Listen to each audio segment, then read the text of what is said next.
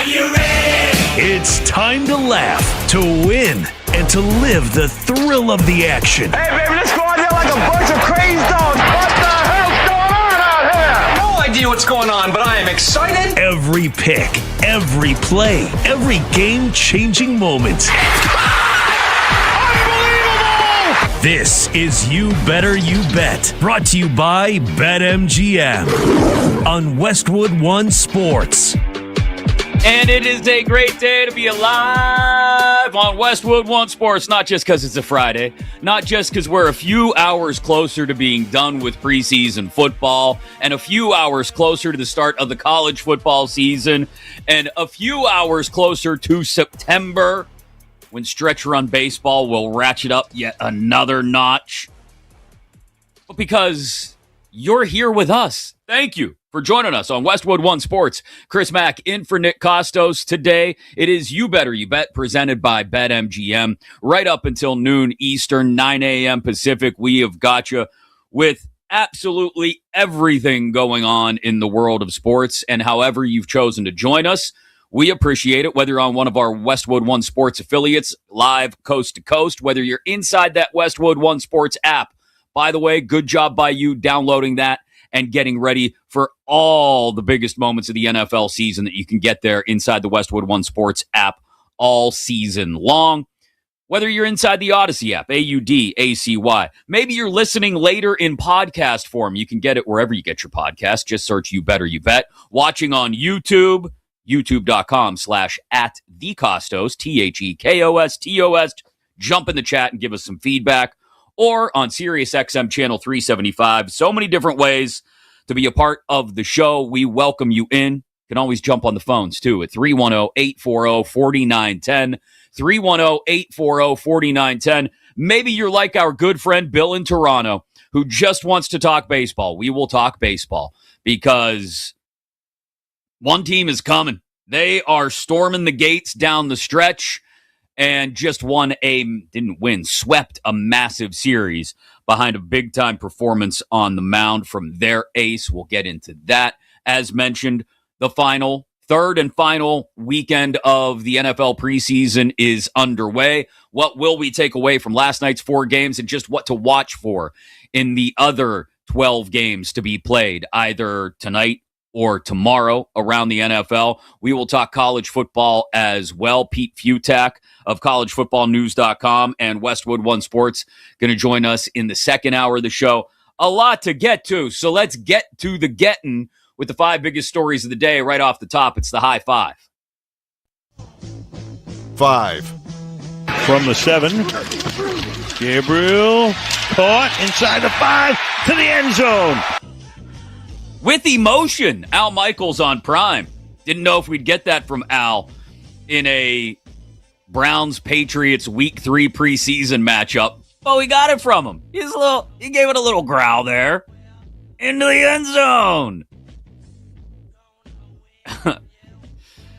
So Al Michaels is ready to go for the regular season. Dylan Gabriel looked ready to go. Did this guy get screwed? All the talk over the last couple days and weeks about Deshaun Watson and Shedeur Sanders, and Dylan Gabriel just goes off. Okay, I'm gonna say this once. This segment and maybe once more in the body of the show. I'm gonna say it once. It's the preseason. Take everything with a grain of salt, okay? But Dylan Gabriel, wow. 17 of 24 for the preseason. 12 of 15 last night. 3 touchdown passes, all of them last night. We talked so much about Deshaun Watson, and we talked so much about Shedeur Sanders. Did we just forget this dude? Seriously. I know he's 5'10". He's going to have trouble seeing over the line. I know that was against backups last night, but did we forget about this guy? Did Todd Monken forget about this guy? Did Jimmy Haslam forget about this guy? Andrew Berry, all of us. Did we forget about this guy? I mean, I know the answer. We did. We just cast him aside. We're like, yeah, Dylan Gabriel, that was fun. Remember when you played a couple games last year and looked like crap? That was a good time. Look, I don't know if any of the guys, Taylon Green included, are the future at quarterback for the Cleveland Browns. In fact, I'm inclined to say I do know, and they're not. But at the very least, Dylan Gabriel, over the course of this preseason, may have proven that he's the best of a bad bunch. Way to go, kiddo. Next. 4. Stafford. End zone. Caught for the touchdown. Tutu Atwell. Hey, I know that guy. Everybody in LA just said the same thing. Kevin Burkhardt on Fox. Tutu Atwell headed back to the Rams. The Dolphins traded him back there yesterday. Are you ready for the worst receiving core in possibly NFL history? No, seriously. This might go down as the worst receiving core in NFL history. Worse than like the 2006 Oakland Raiders when Randy Moss was checked out and a shell of himself, and it left Doug Gabriel and Johnny Lee Higgins to lead the Raiders receiving core. This might be the worst receiving core of all time now that Atwell is out of the mix, because they got nothing, man. You go out and you spend some money on Malik Willis, and I get it, it's a rebuild year in Miami, but you go out and spend some money on Malik Willis, you would think you'd want to have something for him to throw to. Jalen Tolbert, Caleb Douglas, Malik Washington, Chris Bell, Jalen Reagor, Kevin Coleman Jr., Terrace Marshall. Yikes. This is rough. Why did the Dolphins do that? I don't know. I have very low expectations for the Dolphins this year. So here's my hope. One of these guys comes out of nowhere, ends up catching like 95 balls. Malik Willis looks good, and somehow the Dolphins win 6 or 7 games. I'm not holding my breath, but we can hope, I guess, if you're Dolphins fans, because that, again, may be the worst receiving core in NFL history. Next. 3. Over the middle, through the hands of Naylor, and intercepted. Tatum the third off of the pinball. And he's finally brought down by his former Niner teammate. Oh, Fernando. What are we going to do with you? It has not been a good preseason for Fernando Mendoza. Jason Horowitz on the call on Fox 5 Las Vegas KVVU TV last night of that interception. Mendoza finishes the preseason 25 of 45 for 240 yards, 1 tutty, 2 picks. That is a 59.5 quarterback rating. Kirk Cousins, for what it's worth, looked pretty good, actually. Like, did a decent job of standing in the teeth of the pass rush because there weren't a lot of clean pockets. Didn't look skittish in the eyes of the Niners pass rush, or what passes for the Niners pass rush on a night like last night when there aren't any starters in there. Cousins looked like a veteran quarterback, a steady hand at the very least. And Fernando Mendoza looked like a scared, skittish rookie. He did. Again. I get it. It's tough to adjust to the speed of the game. It's tough to deal with an offensive line that is not the best in the world, and to have guys in your face constantly. But Mendoza does not look like a dude ready to steal the starting quarterback job away from Kirk Cousins anytime soon. Again, if you're a Raiders fan, I totally understand being excited about your quarterback, the first overall pick, the Mandalorian. You could be excited. But don't get so excited that you want to throw this guy into the deep end before he learns to swim. And that's what I'm afraid the Raiders may do if Cousins should go sideways at some point. I've mentioned it before. I will be a broken record in this case just to reinforce it to Raiders fans and football fans everywhere within the sound of my voice. Even if Cousins looks bad or gets injured at some point this year, go with Aiden O'Connell and let Mendoza sit. Let Mendoza watch. I know he needs game reps. Clint Kubiak said the same thing. He needs game reps. I totally understand that.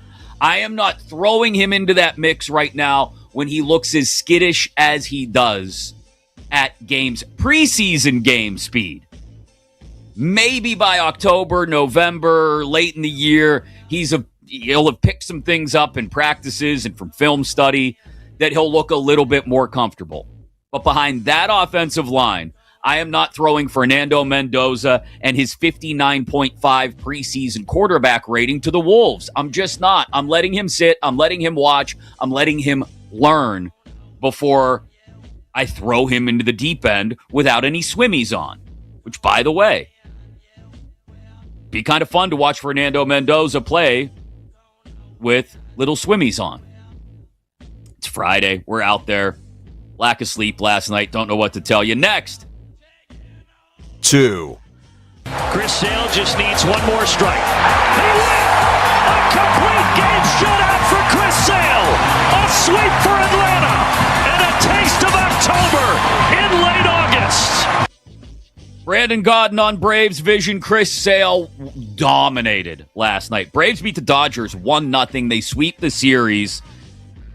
Not just a complete game shutout, a complete game 5-hit shutout with 11 strikeouts. Sale is rounding into form. And here's the scary part. Now that they are breathing down the Dodgers' necks, their rotation is starting to pull things together. Like, if you go by wins above replacement, they've had the best starting pitching in baseball in the month of August.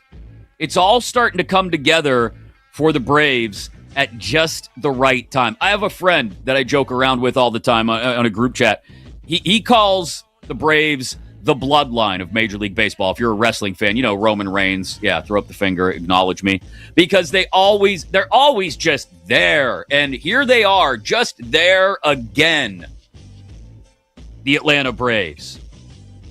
And like I said, Tyler Mahle, Martin Perez, Bryce Elder, all starting to look more like the part of guys that should be surrounding and supporting the stud Chris Sale, who still keeps dealing at this age and who is rounding even more into shape down the stretch. You look at the rotations in the National League. I know the Dodgers have a ridiculous depth of arms. We'll see Skubal go in Detroit tonight, his first trip back there. But it's hard not to look at the Braves rotation, at least the way they've thrown in August, and say, man, that's one that could challenge them. And they're just a game back of the Dodgers now for that second bye in the National League. We'll go around the horn in about 30 minutes and give you all the big news from last night's limited MLB slate, including a wild card team, or a wild card hopeful, I should say, missing another chance to gain ground in their race, and the latest on Aaron Judge as well. That's all coming up in about 30 minutes. But counting down the 5 biggest stories of the day to start the show, it is the High Five. Number 1. 1. Chargers bring the house. Simpson has to get away. Across his body, end zone. It is caught. Brennan Presley on the run for the touchdown. Noah Eagle on CBS 2 Los Angeles. Ty Simpson has had himself a preseason too. 47 of 60 over his preseason action for 382 yards and 3 touchdowns. A 109.9 quarterback rating. And I want to talk about the 2026 crop of quarterbacks in a little more detail in a couple of minutes here, but Ty Simpson had the best preseason of any of these rookie quarterbacks. Eye test and statistically. Some of that has to do with Carson Beck, I think, only getting to play in the one game, and the ribs keeping him out of action. Doesn't sound like he's going to play this weekend either. But you look at the rookies out there, and it's Ty Simpson. It's Jack Strand, the undrafted rookie free agent for Atlanta. It's, to a lesser extent, Drew Aller, who's had to deal with a ton of drops, but it's preseason. Everybody's dealing with guys who are going to be dropping Amazon packages soon rather than footballs. And Carson Beck. And those are the ones that have impressed the most. But with the volume of work that Simpson got, I think there's, again, everything comes with a grain of salt. I promised I would only say that once in this segment, and I broke my promise. I'm sorry. everything comes with a grain of salt because it's the preseason. But I think when you look not just at last night, but the preseason in totality, there's one takeaway that we have to consider, and it focuses on these rookie quarterbacks and the performances last night in particular. I want to get into that top of the hour. Pat Boyle from BetMGM tonight will join us to talk Giants, Jets, who face each other tonight at MetLife Stadium in what he's calling Scrub Fest, I think. We'll also talk to Pete Futak, who will be co-hosting BetMGM Game Day with me tomorrow right here on Westwood One Sports. Of course, he's got collegefootballnews.com, and we will talk plenty about week 0 and what to expect throughout the entire season. RJ Choppy later in the third and final hour of the show, because somehow the Cowboys have somewhat flown under the radar this preseason. I feel like we need Jerry Jones to say or do something stupid just to remind us that the Cowboys haven't been in the news cycle for a while. But coming up next, takeaways from last night's 4 preseason games, in particular at the most important position on the field, and maybe where we got this year's quarterback class wrong. That's next on Westwood One Sports.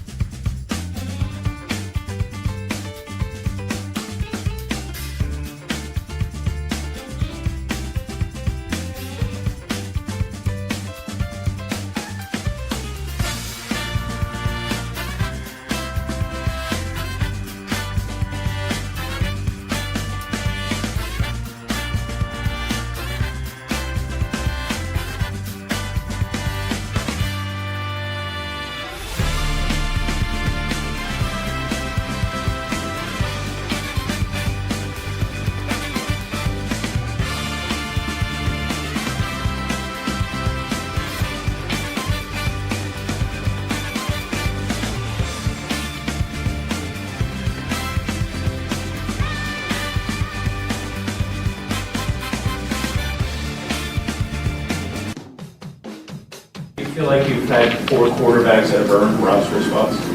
I mean, I think that's a very accurate evaluation on your part. Yeah, I feel good about the quarterback room.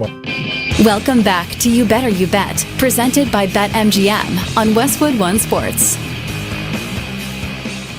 We're going to dig into that Steelers decision to keep 4 quarterbacks on the active 53-man roster in just a second, because that was Mike McCarthy after the Steelers preseason loss to the Bills last night, basically confirming that that's what they're doing, and talked to some folks, including my good friend Mark Caballi, who's been covering that team for a quarter century. That may have been the plan all along. And so I will get into that in just a couple of minutes. But I want to talk about rookie quarterbacks aside from the whole Drew Aller thing, which I know Steeler fans are probably obsessed with right now. I want to talk about the other rookie quarterbacks and how they performed in this preseason and how we may have gotten it all wrong about maybe not 1, but 2 guys. Pat Boyle of BetMGM tonight is going to join me at the top of the hour. And we're going to talk Giants, Jets meeting in their final preseason game at MetLife tonight. Can either one of these 2 teams surprise some people? And is he okay, Pat, or is he in a glass case of emotion as his Yankees continue to scuffle, losing 2 out of 3 to the Astros? Pete Futak of collegefootballnews.com will join us in a little more than an hour or two to preview not just week 0, but the season as a whole. Pete will be co-hosting BetMGM Game Day with me tomorrow from 11 a.m. to 4 p.m. Eastern here on Westwood One Sports. Chris Mack in for Nick Kostos here on You Better You Bet. So what did we learn, not just maybe from last night's games, but the preseason as a whole so far? I talked about Dylan Gabriel. Maybe he got screwed. Maybe he did. Ended up having a great night last night, and the numbers for the totality of the preseason, despite not an awesome effort against the Bears a couple weeks ago, end up looking better than Deshaun Watson or Shedeur Sanders. But my focus is more on the top 2 quarterbacks that were taken in the draft, because they both played last night and they both had very different preseasons. Fernando Mendoza for the preseason, 25 of 45, 240 yards, 1 touchdown pass, 2 interceptions, a 59.5 quarterback rating. That's not good. Then you had Ty Simpson, who everybody, and I'll wear it. We get things wrong. That's sports talk radio. That's what being a fan is. We get things wrong. You know, and I know that we expected a whole lot less out of Ty Simpson than him being drafted where he was by the Rams. But he had a great preseason, including last night. 47 of 60 overall for the preseason. Ty Simpson, 382 yards, 3 touchdowns, no interceptions, a 109.9 quarterback rating. Aside from Carson Beck, who only played in 1 game, best quarterback rating of any of the rookie quarterbacks in this year's class, in this preseason. So what if we're all wrong about Ty Simpson? What if he ends up being the best quarterback in this class? I mean, first and foremost, it would just be the Rams working their voodoo devil magic again. If they were able to seamlessly transition from the end of Matt Stafford's career into Ty Simpson, and Simpson looks anything once he finally gets regular season snaps someday, like he has in his preseason work. That would just be classic Rams, wouldn't it? But if Ty Simpson ends up being the best quarterback in this class, one, a lot of us, myself included, got some egg to wipe off our face. And amongst those would be Fernando Mendoza and the Raiders. Because I'm starting to worry just a little bit about Fernando. He had a couple nice throws in the preseason, but at no point did he really look super comfortable. It looked like everything was rushed, even when he made nice throws and good reads. I think it was Brock Osweiler, maybe, who was on NFL Network last night. And I was watching him break down some Fernando tape.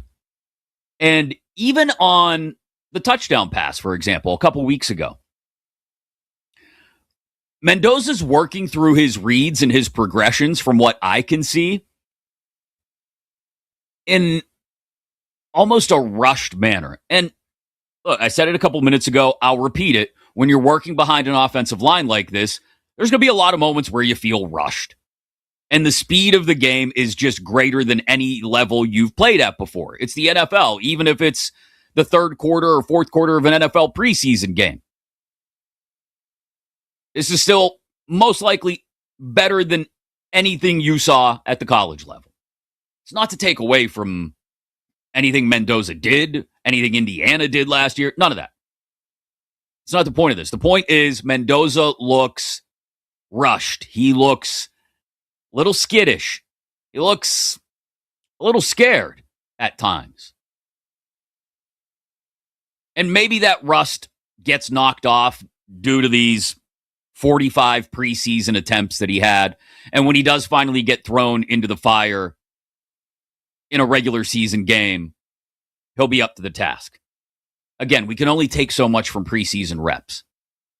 But my takeaway from not just last night, but the preseason as a whole, is that Ty Simpson might end up being the QB1 of this draft class. And if he is, once again, we're all going to be left looking like idiots for questioning the Rams.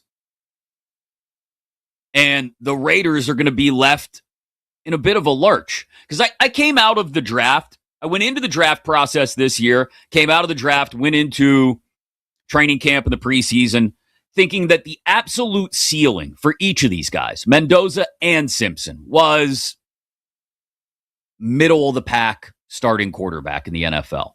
Maybe if everything went right, Mendoza could be talked about as maybe a top 10 quarterback. If everything in his career development arc and all that went right. And I didn't expect much out of either one of them. All that remains to be seen. I mean, we're literally talking about, between the two of them combined, 105 passes being thrown in the preseason. It's not a large body of work. But I think it's safe to say that if you're just going by what you saw in the preseason, Simpson and maybe even Aller and Beck look like they're much more ready to pay off on any potential than Mendoza does right now. And I get it. We've had this chat plenty behind the scenes here on You Better You Bet, in our group chats. I've had discussions with other people from the network and just friends and other football fans in general. And I think the conversation always comes back to, hey, there's a limited ceiling for Fernando Mendoza. But he's got to get thrown into the fire. I'm on the opposite end of that belief. But a lot of people say, hey, the only way you find out if you can do it or not is to actually go out there and try to do it. And the only way that's going to happen is to put him out there with live rounds being fired in the regular season. I get that. I do. It has to happen eventually, obviously. I just wouldn't rush to get there. Because there's got to be a way to slow the game down for Mendoza. The one thing Fernando Mendoza always had going for him at Indiana was, despite everything else going on, it never seemed like the game was moving faster than he was. He was always a half second, just a split second ahead of the game. Whether it was knowing when to break the pocket and take off, knowing when to read how the coverage was going to rotate. He was always just a hair ahead of the game at Indiana last year. It's why he looks so good at times. And he, right now, at the NFL level, looks just a second behind, like he's trying to catch up. And I wouldn't want to throw him in while he still looks like that. I'd want to give him as much work as possible behind the scenes to see if he can get up to the point where he's processing quickly, but not hurriedly, if that makes sense. Processing quickly, making decisions, getting ahead of the game, but not doing so in a manner that looks hurried or skittish or scared. And that still looks like it's in there in large measure when I watch Mendoza. Simpson doesn't look like that. Simpson and Aller and even Beck in the limited amount of time that we got to see him in the Hall of Fame game look like guys. I said this the other day about Aller. I can't remember if it was here on the show or just to someone in conversation. Aller, for example, when he starts to break the pocket and run, keeps his eyes downfield, keeps looking for a target. Whether he actually hits it or not all the time, different question, and Penn State fans will jump in the mentions and remind me of the Notre Dame game, and yeah, I know. But Aller and Beck and Simpson, look at Simpson's touchdown throw that we played the clip from earlier, last night. He breaks the pocket. He's running back to his left against the grain, but has his eyes downfield looking the whole time and ends up finding somebody on a damn near perfectly thrown ball to the end zone for a touchdown. Mendoza still doesn't look like he's doing that to me. And so right now, if you ask me to handicap the rookie quarterback class of 2026, I wouldn't even have Mendoza in the top 3. And so I wouldn't be willing to throw him in right now. Now, as for the other guys, I talked about Ty Simpson. If he ends up looking anything once he finally gets regular season snaps like he did in the preseason, the Rams are going to seamlessly transition from the Stafford era to the Simpson era. And we'll all go, oh my God, why won't the Rams just go away? Sean McVay is an evil genius. But Drew Aller, who the Steelers are going to keep with 3 other quarterbacks on the roster. Of course, you know, Aaron Rodgers, his final year. Mason Rudolph, the veteran backup, who a lot of people think is trash for whatever reason, but as a veteran backup, is actually one of the better QB2s in the league. Damn near beat the Bears on the road last year when Rodgers couldn't go. He's going to stick around. And both young guys, Will Howard, who threw 2 touchdown passes last night, and Drew Aller. You heard Mike McCarthy mention it off the top of this segment. They're going to keep all 4.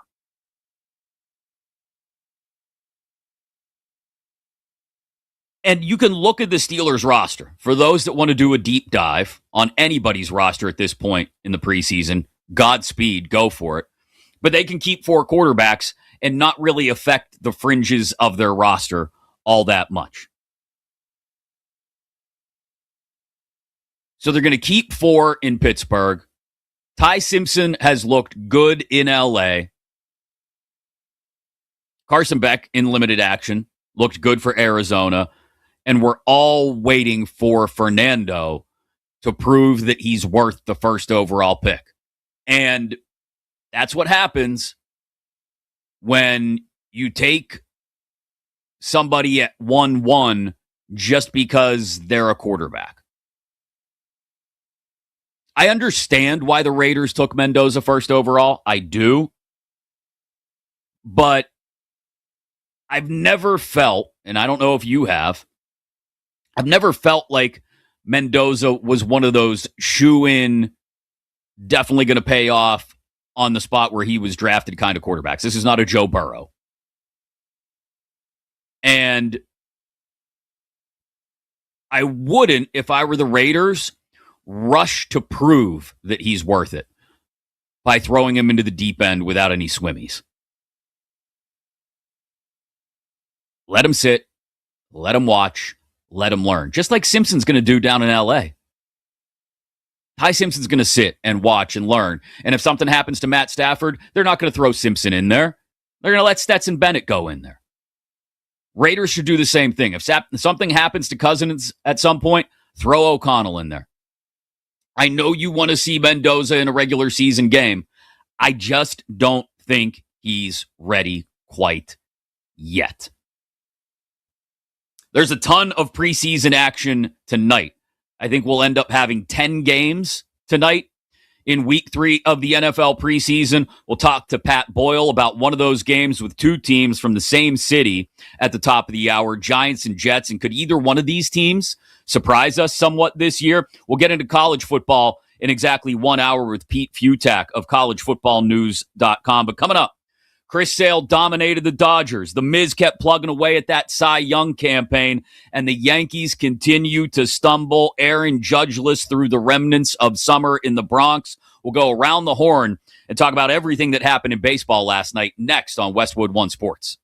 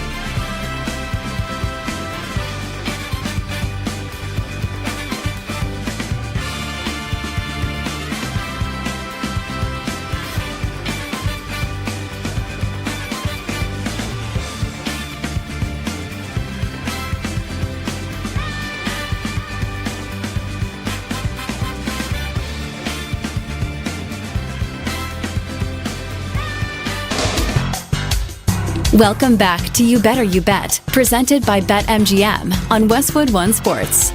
We wear caps and sleeves at this level, son. Yes, we do. It's time to go around the horn and tell you everything that happened in Major League Baseball last night. But first, college football's back this weekend. And BetMGM customers, you can take advantage of a college football boost token inside your BetMGM app. Check your account, apply the token to an eligible college football wager, and get in on all the action from kickoff through the final whistle. Please gamble responsibly. BetMGM. Make it legendary. College football gets started tomorrow.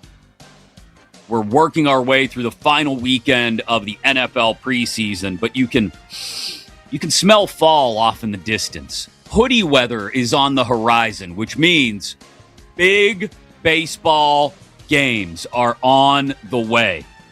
And we got some last night, including in the Bronx, where I can hear the plaintive wails of Yankees fans. Oh, my God, what's happening? The Astros beat Garrett Cole and the Yankees in the Bronx.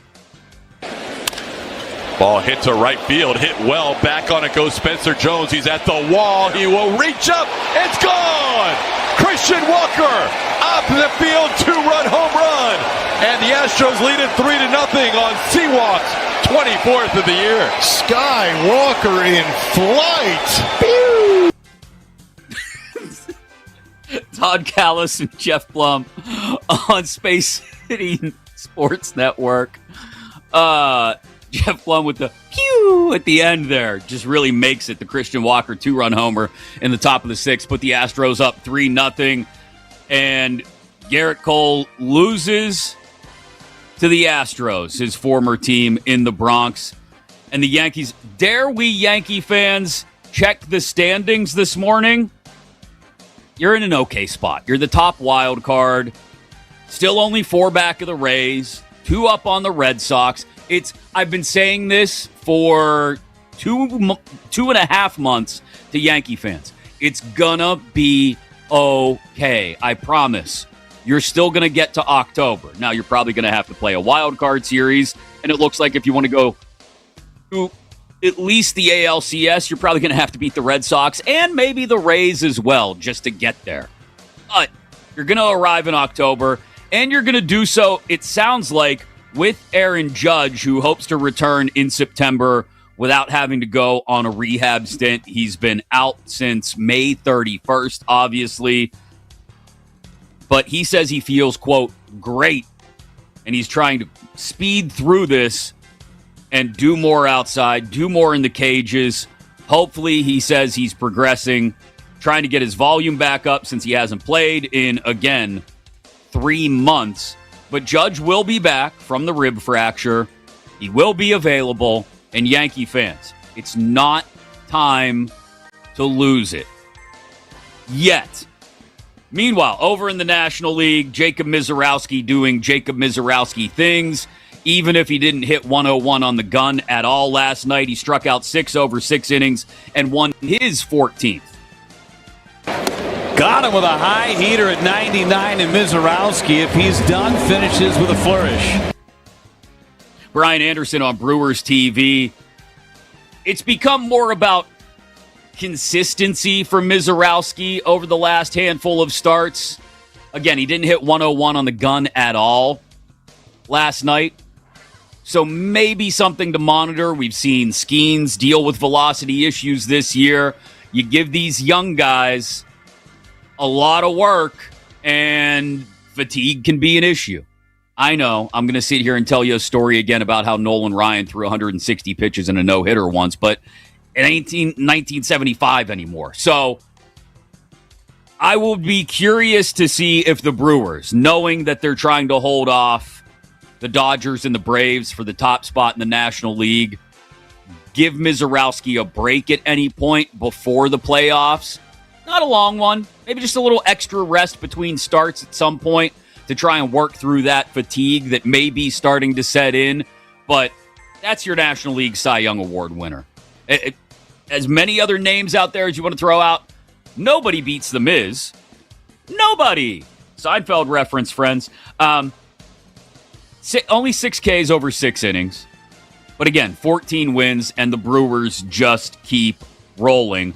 Also in the National League, but in the wild card race, the Diamondbacks had a chance to gain some ground, and they didn't as the Padres sat idle against the Giants. Really?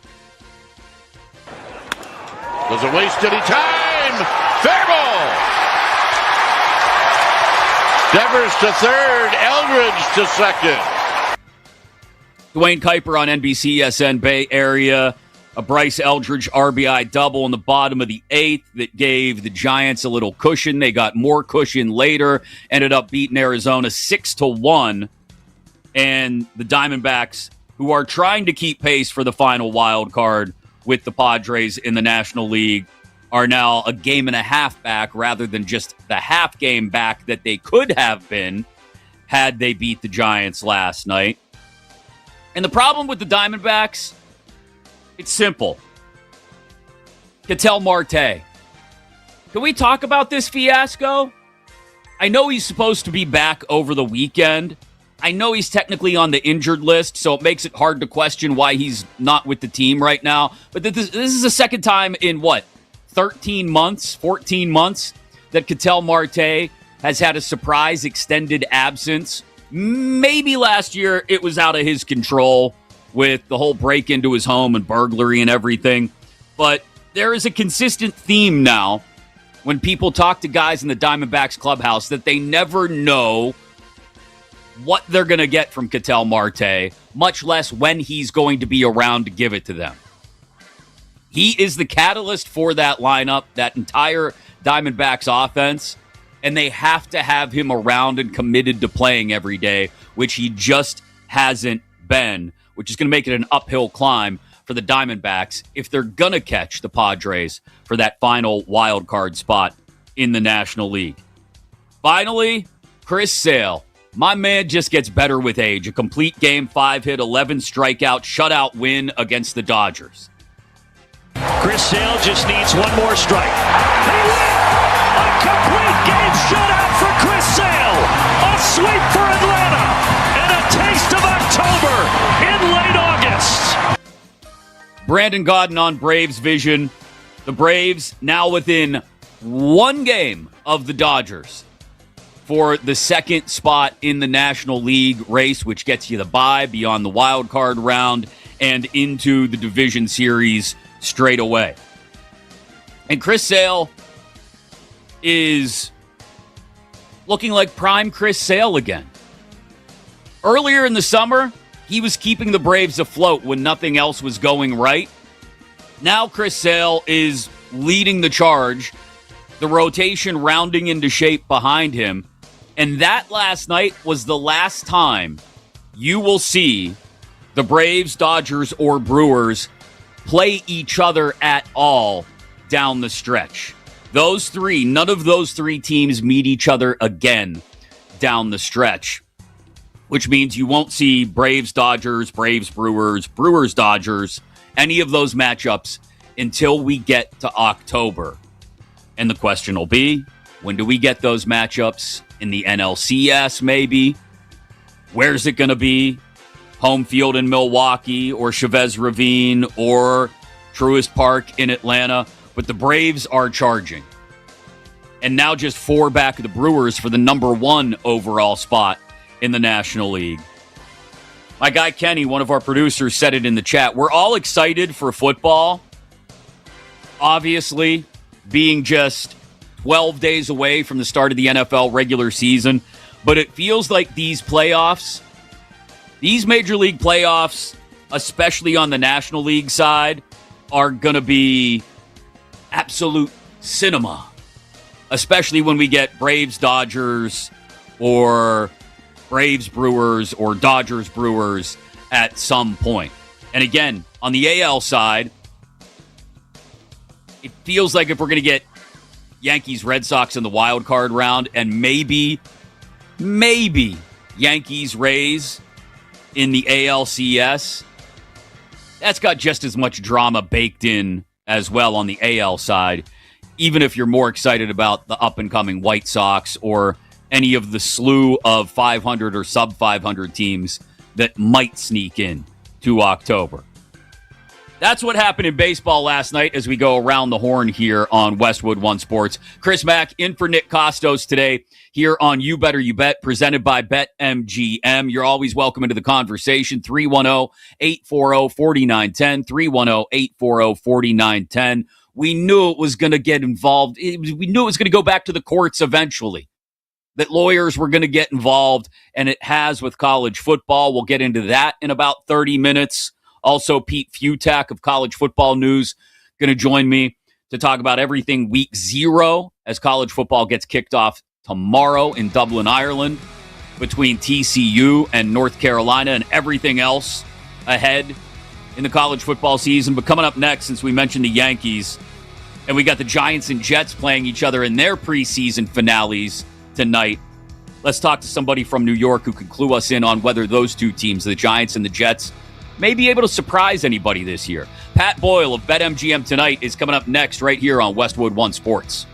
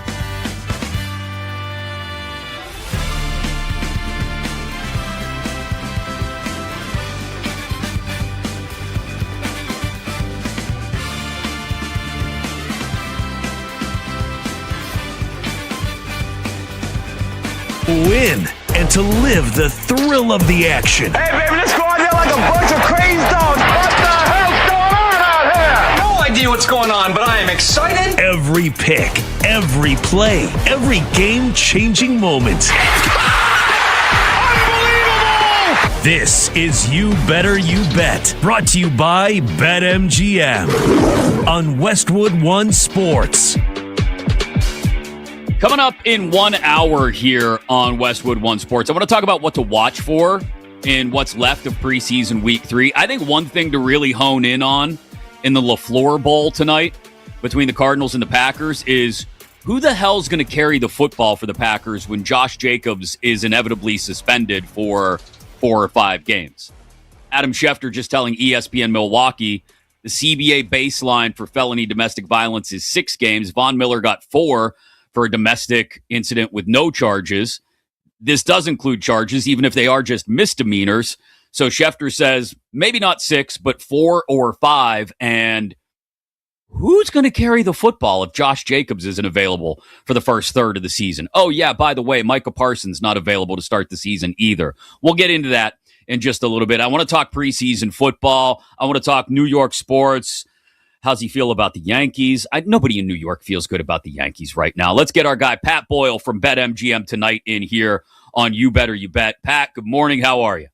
Chris, what's going on, brother? Jeez, I didn't know we were going to be talking Yankees. You're going to make me throw up my breakfast. I have to, brother. I have to, because we just got done rolling through everything that went down last night in baseball, and Cole loses to the Astros, and now we're talking about Judge maybe coming back without a rehab stint. I keep saying, I've said for like 2 months now, Pat, Yankee fans, slow your roll. It's going to be okay. Nothing matters at this point until you get to October, hopefully with a healthy Aaron Judge. And at that point, then you can get mad if you lose a wild card series to the Red Sox. But I think between now and then, Yankee fans just, I know it's hard. The temperature always runs hot for Yankees fans. I just need you guys to cool it down just a little bit. You're going to be there once October arrives. Well, I mean, how can you cool it down? Because they play 4 with the Sox this weekend, and this lineup can't hit their way out of a paper bag. I mean, you'd be better, like, no rehab stint. Aaron Judge, and I say this jokingly, Aaron Judge could be in a coma for 10 years, and as soon as he wakes up, put him out there at home plate, and he'd make this lineup better. That's how putrid this offense has been for the better part of, I don't know, the last 3 months. Now, I love the trades they made. Luis Garcia Jr. is absolutely mashing. But, yeah, man, got to hope Schlittler repeats what he did last October. Rodon, hit or miss, especially against the Red Sox. But, look, after this weekend with Boston, you get some easy series coming up that they just have to stack wins before they get healthy. And yes, I'm looking at the New York Mets and their fans as one of those easy series. So, I mean, look, man, it's going to be a stressful next 30 days because, yeah, are they 99% going to make the playoffs? Absolutely. But you want home field advantage in that wild card series. And I don't know, call me crazy. I'd like to win the division, and there's still a remote chance of doing that. So, yeah, it's typical Yankee stuff, man. Sweating all the way through. Yeah, only 4 back of the Rays. So you're right. There's still an outside shot at the division. I knew the proper way to get you warmed up for this was to talk Yankees first, but the Giants and Jets scrub fest at MetLife Stadium tonight in the final preseason game. I don't know how many starters we'll see on either side, but the one thing I look at both of these teams, Pat, and see is maybe just a little bit of hope that they can be better than most football fans think they can be. Like, if you can keep Cam Scattaboo from forgetting his name, if you are the Jets and Geno can be just passable at quarterback, then both of these teams, I think, have a chance to, I'm not going to pencil them in for wild card spots by any means, but I think both of these teams have a chance to be maybe more of a 7-win team than the 5-win garbage that a lot of people expect them to be. Yeah, I mean, with the New York Jets, I don't think you're going to see many of their starters out there. They elected to basically go with the week 2, play Geno Smith, who, by the way, you want to talk about preseason, doesn't matter. Backups, so you're a Steelers fan. That was a decent amount of Steelers starters for that opening drive. Geno couldn't miss. Geno was perfect. Yeah, he looked great. Geno was dotting everything. So, I mean, look, if that's the little bit of glimmer of hope that Jets fans need to carry them through October and Halloween when their season will probably inevitably be over, hey, How you doing, right? And I guess the question mark is whether or not Brees Hall is going to be ready for week one. I know Aaron Glenn has been pretty insistent since that groin injury that they assume he's going to be ready to go. For the Jets, like you said, if Geno looks like he did with his time in Seattle, then there's hope. Then there's hope maybe that you could still be in the mix by Thanksgiving, which is a big W for Jets fans considering where they've been at that point in the last decade. The offense has weapons. Brees Hall, again, assuming he's healthy, last year with terrible quarterback play yet again and a down year with a shaky offensive line, and he still ran for over 1,000 yards. Garrett Wilson, I know he missed most of last year with an injury, but even with terrible quarterback play, he's still proven he can get 1,000 yards. I was over the moon when they drafted Kenyon Sadiq, the rookie tight end from Oregon, but he's barely even been on the practice field this training camp and preseason because of a sports hernia. So I really do like the weapons they have on offense and how they've kind of rebuilt this defense. I think there are some positives, but again, the division, they still have two teams that are head, neck, and shoulders better than them with the Buffalo Bills and the New England Patriots. And it's probably likely that you would get last year Geno Smith more than the Seattle Seahawks Geno Smith, maybe somewhere in the middle, but that's not going to be good enough. And so I think it's fair for Jets fans to ask, when are we getting Cade Klubnik on the field this season? And then for Big Blue, maybe it's my Giants fandom and Giants bias, Chris, but my expectations are kind of through the roof for the G-men. I think 10 wins is absolutely possible. I love that John Harbaugh has come here, and right away he's taken no crap. Tyrone Tracy, you're going to Ole. You can't pass block. You're in the doghouse. Let's bring in Najee Harris. I like the way that they've also been able to trade some offensive linemen for sixth-round draft picks. I mean, Joe Shane is capable at his job now. Where did that come from? So I like what I've seen so far in training camp. Neighbors looks great. Scatterboom, starting fights in practice. You can say that's a negative. I think it's a positive. Dart looks great outside of the one hit that he took. And I'm fired up for Isaiah Likely this year. So Jets, yeah, there is some talent. I think they maybe could scrape out 5 or 6 wins. The Giants, I'm honestly expecting the playoffs for Big Blue this year. Well, let's keep it there with the G-Men for just a second. Pat Boyle, BetMGM tonight with us here on Westwood One Sports. How much has Harbaugh had to do with just the change in culture and the change in attitude around the building? I think a lot. I think a lot. And I think for the last couple of years, whether it was Brian Dable, who had a lot of positives to him, but certainly a lot of negatives. I mean, geez, he couldn't even keep his coaching staff together without getting into fights. And, the way that he tore apart that relationship with Wink Martindale is very telling about how he can kind of commingle with the rest of his coaching staff. With John Harbaugh, there seems to be a ton of symmetry. The offensive line for last year, the offensive line was decent. But, again, they feel so good about their O-line. They've traded 2 linemen away this training camp and gotten some decent draft capital back for them. So, Coach Bloomgren, the offensive line coach, I've got to feel good about what they're doing there. And, I think it's just, the standard. It's going to sound cliche, right? But it feels like there's more professionalism. There feels like there's more accountability in the Giants locker room. And I know we haven't seen much. And when adversity hits, we'll really see their true colors. But look, you don't have John Harbaugh's resume if you're not a professional coach that demands the most out of his players and that they're always prepared. Now, you could say the guy is the owner of the most smoked double-digit leads in the second half over the last 5 years with Baltimore. That's true. That was a big issue for the Giants last season. Hopefully that doesn't happen again this year. But, yeah, it just feels like everybody is kind of on the same page. There hasn't been a whole lot of drama in training camp, and that's Odell Beckham Jr. competing for a roster spot, who is probably going to make the roster, by the way, with Calvin Austin tearing his ACL. But, yeah, I just think the fact that, look at what happened with Tyrone Tracy. The guy whiffs on a routine pass block, and they immediately bring in Najee Harris. And it's like, dude, you're like, good luck seeing the field now. I think that's just kind of the stuff that the Giants have been missing over the last couple of years. Over on the other side with the Jets, you mentioned it, and I think it's a good point. At some point, if they pivot to Cade Klubnik, I don't think anybody would be shocked. What does that do for Aaron Glenn and his tenure? Does getting a young quarterback in there buy him some extra time? Or is it, no, you've got to win a certain X number of games this year, Aaron, to not, we've heard rumors of Mike Tomlin float out there over the last week or so. What does Aaron Glenn have to do this year to hold on to his job? Well, let's just say that I know that there will not be a single upset Jets fan if the consolation for going 3-14 this year is if Mike Tomlin comes to East Rutherford and becomes the next Jets head coach. That would be like the biggest consolation prize that you could ever have in the last decade of this franchise. A lot of people have asked me, is it going to take like 6 or 7 wins? Is it going to take the defense stepping up and being back to a top 15, top 10 unit?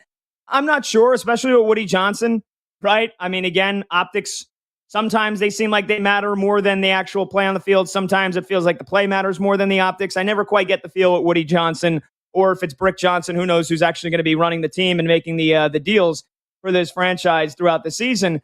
But look, I think the biggest thing is Aaron Glenn realizes that he is not guaranteed a year 3, especially with how bad last year was, kind of tension with the media, the whole quarterback game. I'm not going to tell you guys who my starter is each and every week. And it's like, dude, it's like, is it Justin Fields? Or, I mean, like, ain't no big secret as to who you're running out at quarterback each week, which was a fiasco last year.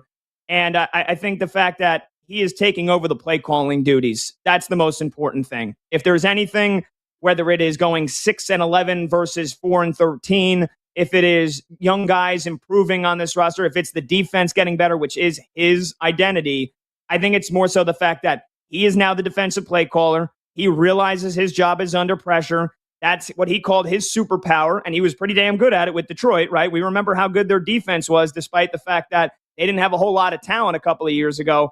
So I think it's, how does the defense perform? And again, he decided to bring in Frank Reich to be the offensive coordinator. I didn't necessarily like that decision.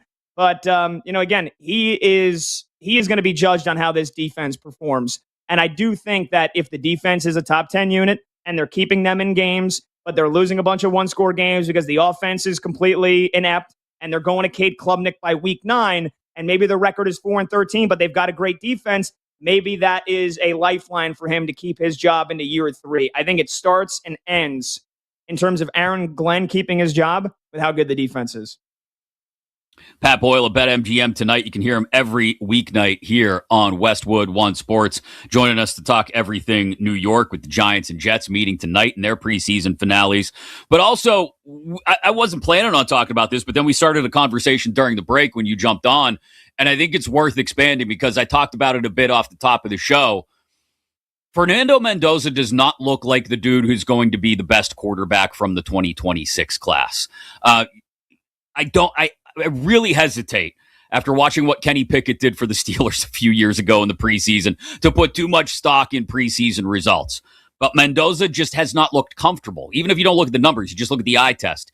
He looks skittish, looks a little scared, like the game is just a half step ahead of him. And then you've got Ty Simpson going out there and lighting it up in the preseason. He only played one game, but Carson Beck looked good in his preseason action. You got Drew Aller looking pretty good in his preseason action for the Steelers. Just handicap, in your opinion, what you think of this rookie quarterback class so far and what it means for the Raiders if maybe they throw Mendoza in there too early and he's not ready for the moment, or if he just doesn't develop at all. Well, I said it on my show last week. I do think Drew Aller is going to have a better NFL career than Fernando Mendoza. I mean, I'm as high on Drew Aller as you possibly could be. Chris, I don't know if you're ready to buy into the hype, the QB of the future in Pittsburgh. Rodgers, get you to 10 wins, get into the playoffs, probably get smoked in the wild card round, and then it's Drew Aller time in 2027 and beyond. I don't know about you. I think Will Howard's probably going to end up getting cut or waived. I highly doubt they're going to take 4 quarterbacks. I know Mike McCarthy said last night that all 4 of them, they feel like they've deserved or they've earned roster spots. I mean, I don't know how you can actually say that with how Will Howard has played. So I love Drew Aller. Absolutely love Drew Aller. Do we see him this year? Only if things go really wrong or if Rodgers gets hurt and then Mason Rudolph stinks up the joint as well. Carson Beck, he's probably going to get his opportunities, right? Because Arizona's defense is going to be so god-awful. I love their offensive weapons. But, again, I'm not expecting much out of Jacoby Brissett, so I think we'll see Carson Beck midway through this season. And then you mentioned Mendoza. Yeah, he's looked pretty poor the last 2 games after a great preseason debut. The decision-making seems off. It's inconsistent. I think a lot of it also has to do with the depth of the Raiders' offensive line, because as soon as he comes in and they bring out, and I was stunned, by the way, they rolled out Kirk Cousins, Bowers, Jack Bash, Trey Tucker, Jalen Naylor, Mike Washington, who's filling in for Genti. Kubiak didn't say what the hell the plan was, and then he rolls out the entire first offensive unit. I was like, whoa, all right, here we go. Let's go. And they struggled. They did manage a couple of field goals. I saw Kirk getting booed because the Raiders fans are dying for Mendoza, but then Mendoza comes in, and with the backup offensive line, there's just no rhythm, and his decision making is not great. And he throws an interception again yesterday off of Naylor's hands. Wasn't a great throw. Tried to fit it in a tight spot. You kind of want your rookie to do that, especially in the preseason. But I still believe that the Raiders are a ways away from the playoffs this year. And I think that inevitably, Kirk Cousins is going to have one or two good games, but he's going to struggle pretty mightily in the others. And I think by week 6 or week 7, you're looking at Mendoza getting in there. And I don't think that's too early. If they started him right away, I never wanted that. And I thought the Raiders would have been making a mistake if they threw Mendoza in there right away, because I don't think he's ready. But by week 6 or week 7, it is the number 1 overall pick. I think you're probably going to be out of the mix at that point. You got nothing to lose. You got to get him in there. I've seen some folks saying, well, maybe November. Maybe if Kirk Cousins has him in the mix, maybe that you don't see him till December. Maybe you don't see him at all. No, that would be a giant mistake. Probably after the first 5 or 6 games, they're probably going to be 1-5 or 2-4. It'll be time. And then we'll see what Mendoza really has when he's got a couple of weeks to go through game footage, to learn under Cousins, every single drive, going to the bench, looking at the tablet with him, talking with Kubiak, getting that mental processing underneath him, because I think that's a lot of what he looks overwhelmed to me. But I think with more mental reps, you're not going to get him more physical reps at this point. It's too late, and he's not starting week 1. So the more mental reps he gets, I think by the time it is go time, then the adrenaline takes over. The natural competitor in him takes over. That's what won him a national championship last year at Indiana. I think he'll be fine, but I don't think he's going to be an elite, no doubt Hall of Famer right away. I don't think he's going to be Jamarcus Russell territory or even Trevor Lawrence, who got off to a really bad start in his career. I think he'll probably be somewhere in the middle. But yeah, I mean, it's tough to see the last 2 performances from Mendoza and be like, this guy's he's ready right now. Let's start him. Yeah, I just think there's a really limited ceiling there, and I'm questioning myself about the same thing I thought about Ty Simpson coming in, because he's looked really great in the preseason. As for Aller, I'll say this: he's mobile, he's got a big arm, and much like Simpson has done in the preseason, much like Beck did in his limited action, the reason I like all 3 of those guys is they break the pocket and they start to run, and they don't look to run. Their eyes don't come down. Their eyes stay up. I mean, look at the Ty Simpson touchdown throw from last night against the Chargers. He's running back to his left. Eyes are up. Finds a guy. Beautiful throw into the end zone. So I agree with you. I think Aller could low-key be one of the best draft picks in this draft if he ends up panning out. I do have it on good accord from pretty decent sources. They're going to keep all 4, which is kind of wild because, like you said, Will Howard didn't exactly light the world on fire in the preseason, but Mike McCarthy is just like Yankees fans like yourself are addicted to drama. Mike McCarthy is addicted to quarterbacks, especially young ones, and he just can't resist the temptation of having 2 to develop at the same time. Their depth isn't good, and their offensive line depth is horrendous as well. Yep. And I mean, I don't know, would the 3rd string left guard or 3rd string left tackle really make a big world of difference for the Steelers, or keeping an extra guy on defense? I mean, you got the whole Joey Porter Jr. mess going on right now as well. So I'd think maybe you want to keep an extra corner in reserve in case things go sideways there and you end up trading them. But I just don't see I don't see the point. I don't see the point to keeping 4 QBs on the active 53-man roster. Every roster position and every roster spot is valuable for a team that needs the depth like the Steelers. So if you waive Will Howard and he gets picked up, I think, all right, hey, then maybe we can go and pick up a different quarterback that might get cut. Maybe J.J. McCarthy finds himself on the open market. You can add him to the practice roster, and you basically swap one quarterback whose career never got off the ground for another quarterback whose career has never got off the ground. But I don't see breaking camp with all those 4 guys on the active roster. I don't see how that benefits Pittsburgh this year.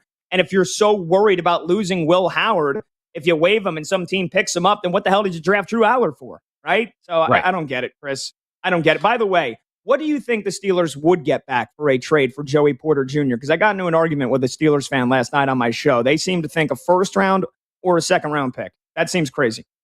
So that's what they want. They would want it. It would have to start with a 1st round pick, and then you'd have to have some icing on top of the cake there as well. which nobody is interested in giving up for Joey Porter. He had one very good year, and that's really all he's had. His first 2 years, he struggled to adjust to the physical nature that he plays and the flags and everything else. So nobody's giving it up. I've been told they haven't even received a single call on Joey Porter Jr. So this thing's going to get hammered out before, in the next 12 to 14 days. He'll be out there on the field. Maybe not for all the snaps because he hasn't practiced at all, but he'll be out there. I don't see a trade happening. But the good news here, Pat, is that we're just 12 days away from real football and no more preseason football to talk about. Like legit football is just 12 days away. Thanks for the time this morning, my friend.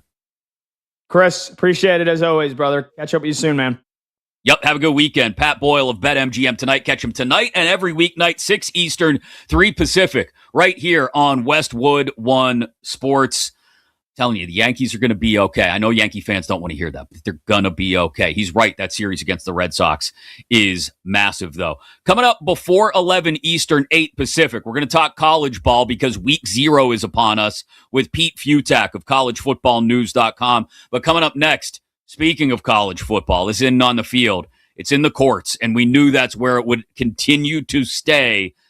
Judges getting involved again with these guys trying to come back for their 5th year of eligibility from the NFL. We'll update you on it next here on Westwood One Sports.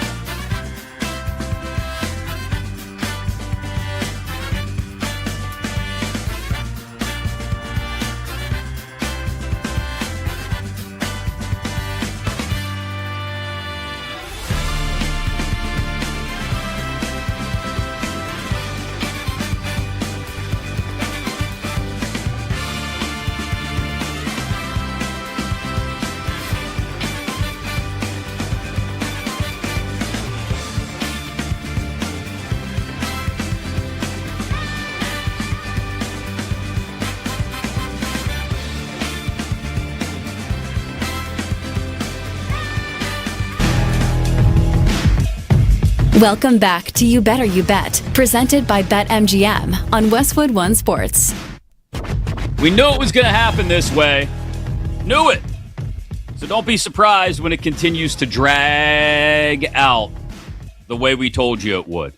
Chris Mack in for Nick Kostos today here on Westwood One Sports. It is You Better You Bet, presented by BetMGM. Coming up in just a couple of minutes, we're going to talk to Pete Futak of collegefootballnews.com. He'll also be co-hosting BetMGM Game Day with me tomorrow right here from 11 a.m. to 4 p.m. Eastern as week 0 of the college football season gets kicked off. But it's going to get kicked off with continued chaos because we've had a judge grant a temporary restraining order in Dallas, Texas against the NCAA, the SEC, and SEC Commissioner Greg Sankey over the conference's effort to punish teams that bring in players who were in NFL training camps this summer. So for the time being, all those players that a couple days ago, we thought, well, there's no way teams are going to bring them in now because the conference is going to punish them if they do.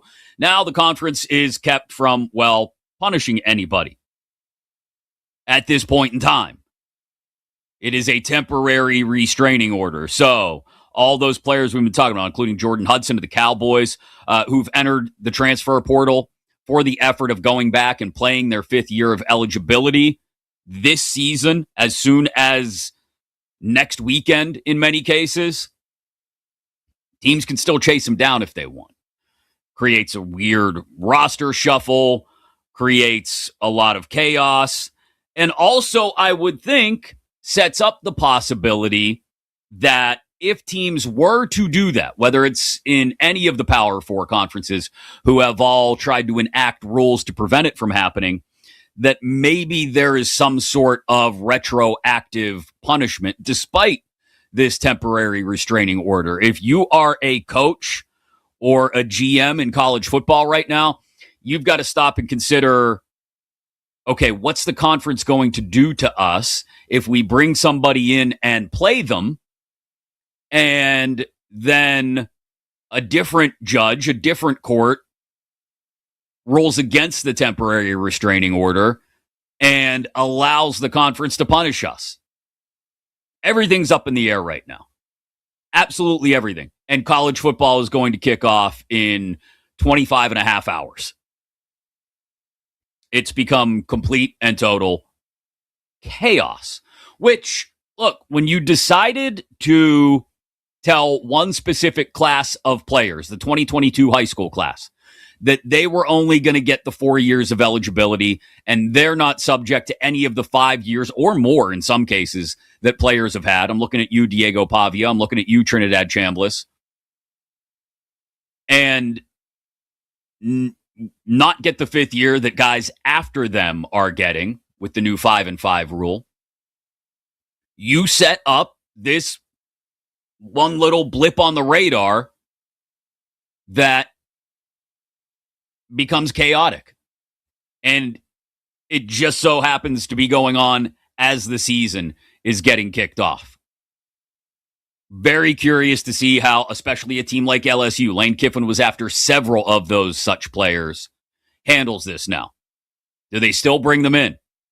Or does Greg Sankey's finger wagging and dirty look at them keep them from doing it? Because despite the temporary restraining order that makes it okay right now, it might not be okay in a couple of weeks or a couple of months, and the penalties and the sanctions and everything else may be retroactive. It's just a giant hypocritical mess at this point. Welcome to college sports in the year of our Lord 2026. RJ Choppy is going to join us in less than an hour to talk about a team that's curiously flown under the radar somehow this preseason and training camp cycle. The Cowboys? What? Does someone need to encourage Jerry Jones to come out and say or do something stupid or boisterous just so we can be reminded of the Dallas Cowboys. We'll talk to Choppy coming up at 11:20 Eastern, 8:20 Pacific. But coming up next, there will be actual college football played. It will not be in a courtroom. It will be on fields, starting as soon as noon Eastern tomorrow in Dublin, Ireland, between North Carolina and TCU. We'll talk about week 0 and everything to expect this year in college football with Pete Futak of collegefootballnews.com. He's next on Westwood One Sports.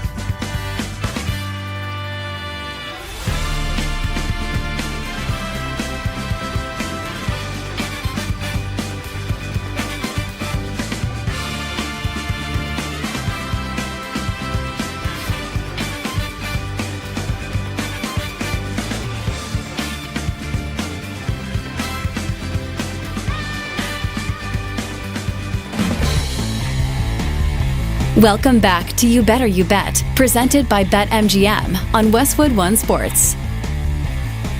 All right, enough of the courts and the restraining orders and the bans from commissioners and fines and all the transfer portal stuff. Let's just talk ball.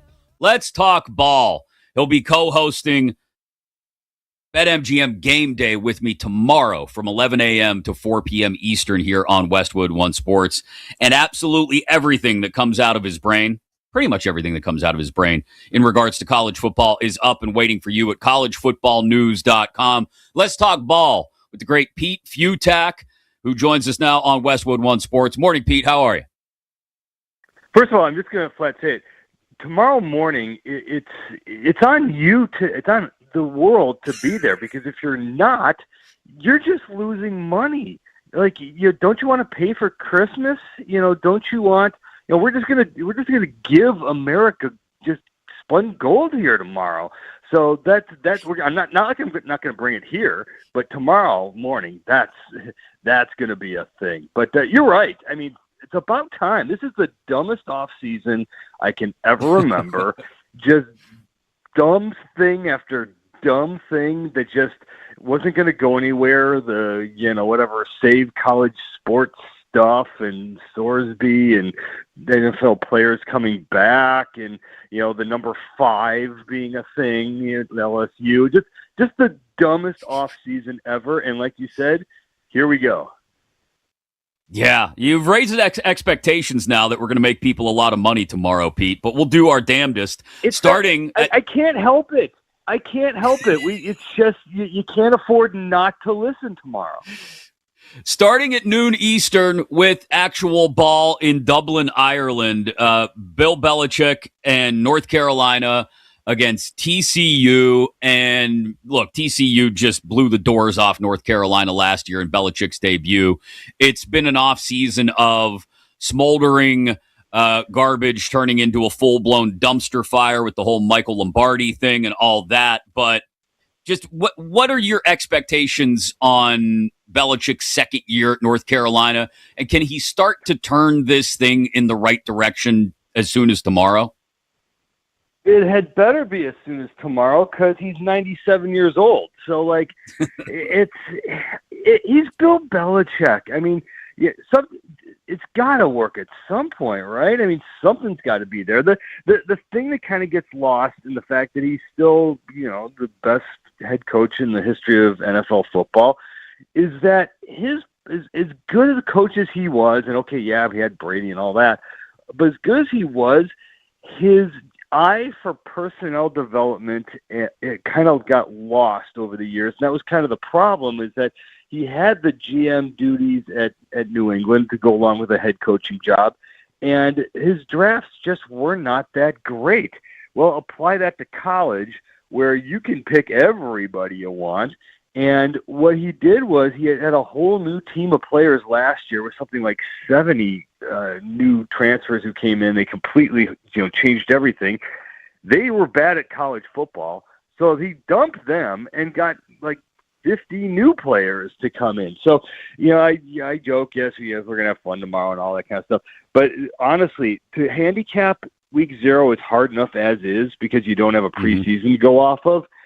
But, man, we are flying blind now. I mean, the transfer portal era, where you have teams full of all new guys. And used to be, you can kind of judge teams based on, the offensive lines that would be, built over time. And you could say, okay, well, this team's about to gel and, all that kind of stuff. You can't do that now. So for tomorrow, I'm just sort of guessing here that it's going to be close, because every one of these Ireland games have been close. I mean, 5 of the last 6, Notre Dame blew out Navy one year, but 5 of the last 6 were decided, each one by 3 points or fewer.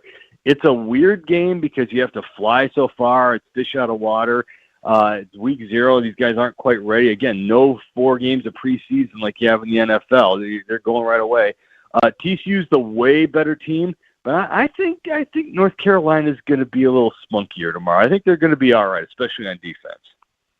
There's a handful of other games involving teams from Power 4 conferences that are worth keeping an eye on tomorrow. And look, we're all starved for college football, so we'd be watching them anyway. We may be watching Sacramento State and Eastern Michigan and Memphis UNLV as well, just because we need college football back. But which of these games do you think, Pete, will give us some level of an accurate read about the teams playing? And like USC plays San Jose State, it's a 38.5 point spread. Who knows what that thing ends up looking like? You know, you got Stanford, Hawaii. I mentioned that one. Florida State, New Mexico State. The one that I keep an eye on for, this might actually end up meaning something is a conference game. NC State against Virginia tomorrow afternoon. Yeah, I'm not just to be, Joe college football here and be like, hey, everything's awesome. Because like week 1, for example, not awesome. That for all the 99 games over the next, week and a half, there's not a lot of fun stuff out there. There's a lot of blowouts coming. The 8 games from start to finish tomorrow, they're all pretty interesting. I mean, like you said, yes, Eastern Michigan versus Sacramento State. Yeah, kind of interesting because you have this brand new Sacramento State team thing that's trying something different that might change college football as we know it. If they're doing this thing, if you buy your way in and don't care about getting paid and you're doing this strictly for promotion, all right, well, let's see what happens when a team from, several time zones away can compete with the MAC. Because, there's that. The game I'm really fascinated in, I want to see, this is real deep cut stuff to just the average college football, actual sports fan in general. But Jacksonville State going to North Dakota State doesn't sound like it's a big, giant, hairy deal. It's not Ohio State, Michigan, or anything like that. But Jacksonville State, since coming up to the FBS level, has been one of the best, arguably the best team in Conference USA. It's been to a couple of championship games. It won one. They're very good. North Dakota State is the gold standard for FCS football.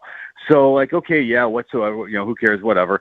But, Jacksonville State made the move quickly. Last year, Missouri State and Delaware were able to come up from the FCS ranks and go to a bowl game. James Madison has been a powerhouse and cranked out, 2 massive head coaches who are now at, big-time programs. And, now you have North Dakota State, who has been pretty much, either won or had something to do with the national championship for each of the last, 10 years at FCS level. This is the best of the best. So I kind of think in the Fargo Dome up there, this is one of those games where you have a possible Mountain West champion versus a possible Conference USA champion. And you ask what this means for the overall of college football. The day tomorrow, honestly, not much, because everyone for completely memory dumped at the time. For example, the Alabama lost to Florida State when it came time to the college football playoff. And Old Dominion ran all over Indiana in week 1, and nobody really remembered that because Indiana went on a tear from there. So it's just these guys aren't ready yet. But this one, North Dakota State, if it comes out and just doornails Jacksonville State here, you can kind of look at them and say, that might be the team that gets in the college football playoff from the group of 6. Pete Futak of collegefootballnews.com with us here on Westwood One Sports. He'll be co-hosting BetMGM Game Day with me tomorrow as well here on the network from 11 Eastern to 4 Pacific as Week 0 gets kicked off. 11 Eastern to 4 Eastern, 8 Pacific to 1 Pacific. Time zones are too much for me on a Friday morning. Day budgeted for that day. Exactly. If you don't have your entire day mapped out around this entire show, there's just the spun gold that's going to come out of this thing is just going to be massive. Everybody's wanted to talk, Pete, about who the next Indiana is, right? I want to pivot in a different direction. Let's go from positivity to negativity. Who's the team that everybody's expecting something from this year, maybe even a top 5, top 10 team that you could see completely whiffing on expectations? Yeah, I remember last year, I'm the one who was champion. I spent 9 months last year saying, this is Penn State's time. Because remember, Penn State had everybody coming back from a team that went to the Final Four the year before. And they were my preseason number 1 because you could see it. You're like, okay, it's their turn. It's just everything's in place, and obviously, it didn't work. It would have been interesting if they'd come up with one fourth down stop against Oregon to see if that would have gone differently, but obviously it didn't. Everyone else had, Clemson in their top 4 because they had everyone coming back from a team that won the ACC championship and got to the college football playoff. I didn't particularly like them, but that was one of those teams. So that's kind of what you're talking about here. I'm not going to say Ohio State if it loses to Texas because I just think they're more talented than everyone else. I think they're going to rip through this regular season. But if you look at Texas, if it loses to Ohio State, what we know now about the brief history of the college football playoff since 2014 is that especially now, if you don't have 10 wins and you're not getting into this thing unless you're a conference champion. And if you're Texas and you lose this one to Ohio State and you see what you got coming up later, I mean, they could lose to Oklahoma. They could lose to Texas A&M. They could lose on and on. There's so many other games. They're going to have to somehow go without 2 losses in a relatively even SEC. I think Texas is one of those teams that everyone loves right now. Might not happen. The other one I'm really fascinated in, and I can't decide yet if I'm there yet, if I'm goofy enough to even call it outright. I'm really excited about Wisconsin, Notre Dame.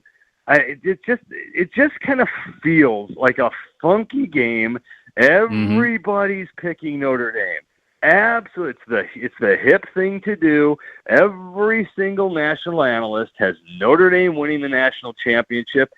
And I just remember, and I'm going to blank on the year, and I promise I'll be sharper with this one tomorrow if I can't remember the day. It was Leonard Fournette and LSU came and played a Wisconsin team, and they lost, and that was pretty much it for their season.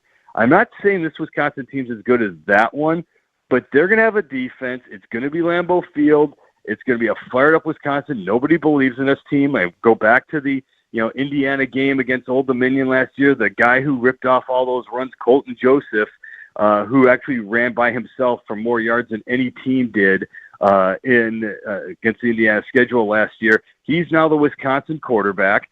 So it's just one of those games that just screams sad trombone for Notre Dame, because if you lose that and you still have to go to BYU and you still got Miami, that could be a problem too. 2016, I looked it up, Pete. 2016, they went into Lambeau Field to play the Badgers and lost 16-14, and that was it for LSU that 14, year. Right? Yeah. Great call by you. It was just one of those moments. It was just one of those weird moments. Yeah, it just has that kind of same feel and same vibe. Real quick before I let you run, we only got about a minute and a half here. I mentioned Indiana a couple minutes ago. Does it feel like they're not getting the respect the reigning national champs are due? They're starting to. They're going to be every bit as good. Their schedule is easy enough, at least early on. The one thing you have to remember with Indiana, and they avoided this last year, they didn't get hurt. You didn't have any massive injuries across the board. And if they make a run again and they get to the college football playoff, I think they will. I think Josh Hoover's going to be amazing. I think Indiana's going to be amazing. I think they're going to be, right there. The problem is if they get close, once we start getting into December, that's going to be a program with guys who've played something like 30-something games or more over about a year and a couple months of span. That's just a lot of college football for these guys. It's going to be asking a lot to get the same sort of injury luck that they had last year. The other thing, too, is I think you're going to see an Ohio State team that actually steps it up this year, goes full throttle on an offense that just sort of took it easy last year because it could, and let the defense do the rest. This year, I think you're going to see them from jump just come out and just say, hey, we're just better than you, and hang 60 on the board every week. But, yeah, they're very, very, very, very good. I think they're even better at receiver now with Nick Marsh. The lines are fine, and they're starting to recruit even better. So I don't think they do what they did last year. Remember, they needed a minor miracle to get by Penn State, and that Iowa game was close, and it gets lost. And if old Carson Beck puts another 6 inches under that ball, then Miami's our national champion, and we're talking something different. But they're still going to be really awesome. Week 7, Ohio State visits Bloomington. Got that one circled on the calendar, definitely. And got tomorrow morning. Tomorrow morning is circled on the calendar. He'll be alongside myself, Pete Futak will be co-hosting BetMGM Game Day with me tomorrow, 11 to 4 Eastern, 8 to 1 Pacific, right here on Westwood One Sports. Appreciate the time this morning, Pete. I'll talk to you tomorrow. Absolutely. Have a good one. You too, man. collegefootballnews.com to get absolutely everything that spills out of Pete's brain in regards to college ball, and there's a lot there. Looking forward to week 0 getting kicked off tomorrow. I just don't understand. Look, maybe it's people pushing back against what they perceive as the arrogance of Curt Cignetti. I love Curt Cignetti walking around like, yeah, Google me. Go ahead. You think you're better than us? Beat us. Go ahead. It's set up for them to start the year undefeated, 5-0. I think it'll be 5-0 at that point. Maybe 6-0. And hosting Ohio State on October 17th in Bloomington in a rematch of the Big Ten championship game. And they win that one. I don't want to say it's all gravy and downhill from there, but they're back in the playoff at the very least. And by that point, that might vault them right back up to the number 1 spot in the rankings, despite being 6th right now, which is, I know there was a good bit of roster turnover, but that's kind of ludicrous to me. Does feel like a fair amount of disrespect for Coach Sig and the Hoosiers and the reigning national champs. Coming up in about 25 minutes, RJ Choppy will join us from Dallas. The Cowboys have mysteriously kind of flown under the radar to this point. We'll talk about them wrapping up their preseason tonight with Choppy. But coming up next, what is one team going to do with one of the most important spots on their roster up in the air right now? We'll get into who exactly we're talking about next on Westwood One Sports.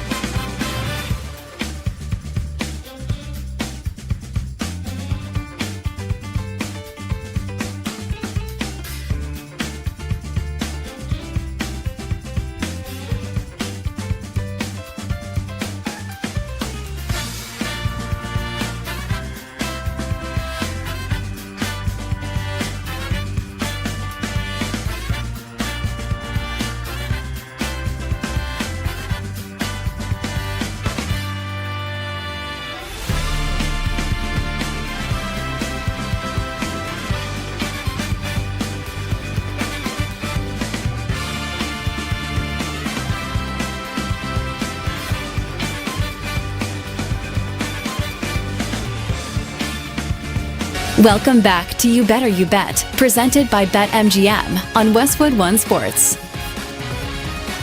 You can hear it, you can feel it, you can smell it. It's here. The weekend is right there on the horizon. The final weekend of preseason NFL football. The first weekend of college football, week 0 they call it, but still plenty to get excited about as we begin the stretch run of the pennant races as well. A lot going on, and we are here for all of it on Westwood One Sports. Chris Mack in for Nick Kostos today here on You Better You Bet, presented by BetMGM. Inside the third and final hour of the show, the Power Hour, with you right up until noon Eastern, 9 a.m. Pacific time. RJ Choppy of 105.3 The Fan in Dallas is going to join us in 20 minutes. I think a lot of us have just not been paying attention to the Cowboys. I know that sounds crazy because inevitably there's someone in your life who is a Cowboys fanatic who just doesn't shut up about the Cowboys, and you probably get tired of it. Trust me, I got a few of those in my life too. But there hasn't been any sort of big Cowboys story over the last few weeks. It's been a fairly nondescript training camp and preseason for them. Like, the biggest story out of the Cowboys preseason is Joe Milton's cementing himself as the number 2 quarterback behind Dak Prescott. Everything else has felt relatively calm, almost too calm for the Dallas Cowboys. We'll talk to RJ Choppy about all that in about 20 minutes. But with the final weekend of preseason football upon us, we had 4 games last night. We talked about those earlier and the impact of the rookie quarterbacks in those games, whether it was Ty Simpson looking great for the Rams, whether it was Dylan Gabriel, not a rookie, but second-year quarterback in his case, looking really good for the Browns, whether it was Fernando Mendoza having another rough night for the Raiders, Mike McCarthy telling us that the Steelers are going to carry 4 quarterbacks on their 53-man roster, including a second-year guy in Will Howard and a rookie in Drew Aller. A lot of quarterback talk. And quarterbacks, I think, are worth keeping an eye on in the remainder of the 12 games to be played, 10 tonight, 2 tomorrow, in the third and final week of the NFL preseason. But there is one story that stands out above the rest as far as what you should be looking for in the third and final week of preseason action, because it became news a couple months ago and has been elevated back into the news cycle in just the last 24 hours or so, because Josh Jacobs is now facing charges from this domestic incident. Misdemeanor charges, yes, but there is apparently video out there of this domestic incident, and we know, rightly or wrongly, if that video exists, it's going to lead, once people have seen it or read the description of the video, which I haven't done yet, but I've heard is just awful, it's going to lead to a significant suspension of some sort for Josh Jacobs from the league. Maybe it's 4, maybe it's 5, maybe it's 6 games, somewhere in that range. And that is a major impact on the Green Bay Packers season. To bring it back to football for just a second, the LaFleur Bowl is being played tonight at Lambeau Field. You got Mike and the Cardinals visiting Matt and the Packers. No Carson Beck, no Jeremiah Love, definitely no Josh Jacobs playing in this game. I think the biggest question is, do the Packers have a viable alternative in the backfield behind Josh Jacobs? Because if I look at the roster, I don't see one. And in a division that is good and is packed as the NFC North, Lions are supposed to have a bounce back year. Caleb Williams is supposed to continue to grow. Kyler Murray may be unlocked by Kevin O'Connell. It feels like if there's a team that could fall behind in what should be a 4-team race in the NFC North, it would be the Packers.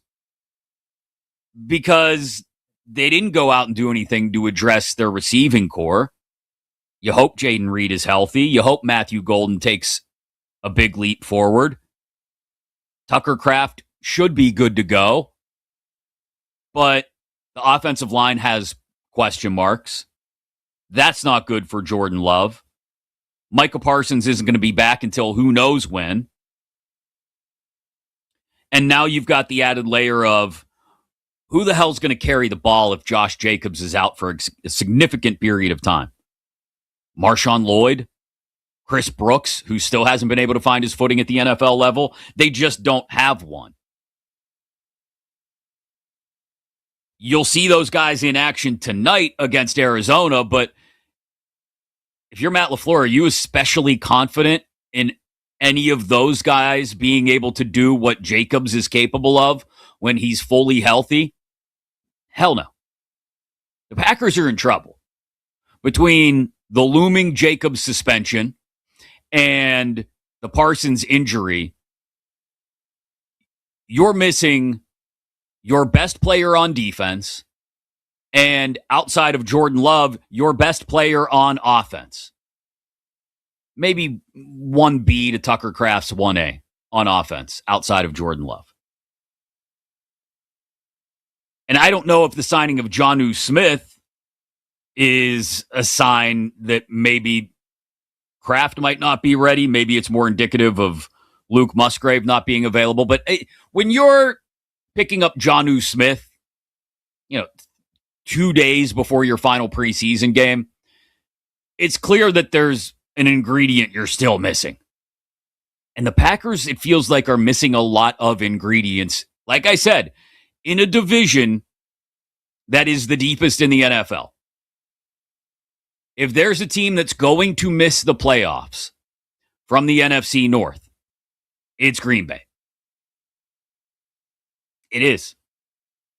I believe in Kevin O'Connell's ability to turn Kyler Murray around. I'm not saying Kyler Murray's going to be MVP level, but this is completely different from anything he ever dealt with in Arizona, in a good way.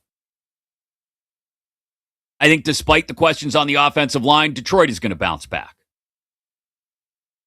I think Chicago is going to take another step forward, even though everybody is pegging them for regression after all the one-score victories last year. If there's a team that's going to fall off in the NFC North and fall out of the playoff picture, it could be Green Bay, especially if they get off to a slow start. Now, they've got some soft spots early on the schedule. Week 2 is a trip to the Meadowlands to take on the Jets. Week 3, they host Atlanta. But outside of those and Carolina at home in Week 8, there's not a lot of spots to pile up W's when you're without your best player on defense, Micah Parsons, and your lead back, Josh Jacobs, for, again, we don't know how long this suspension may be.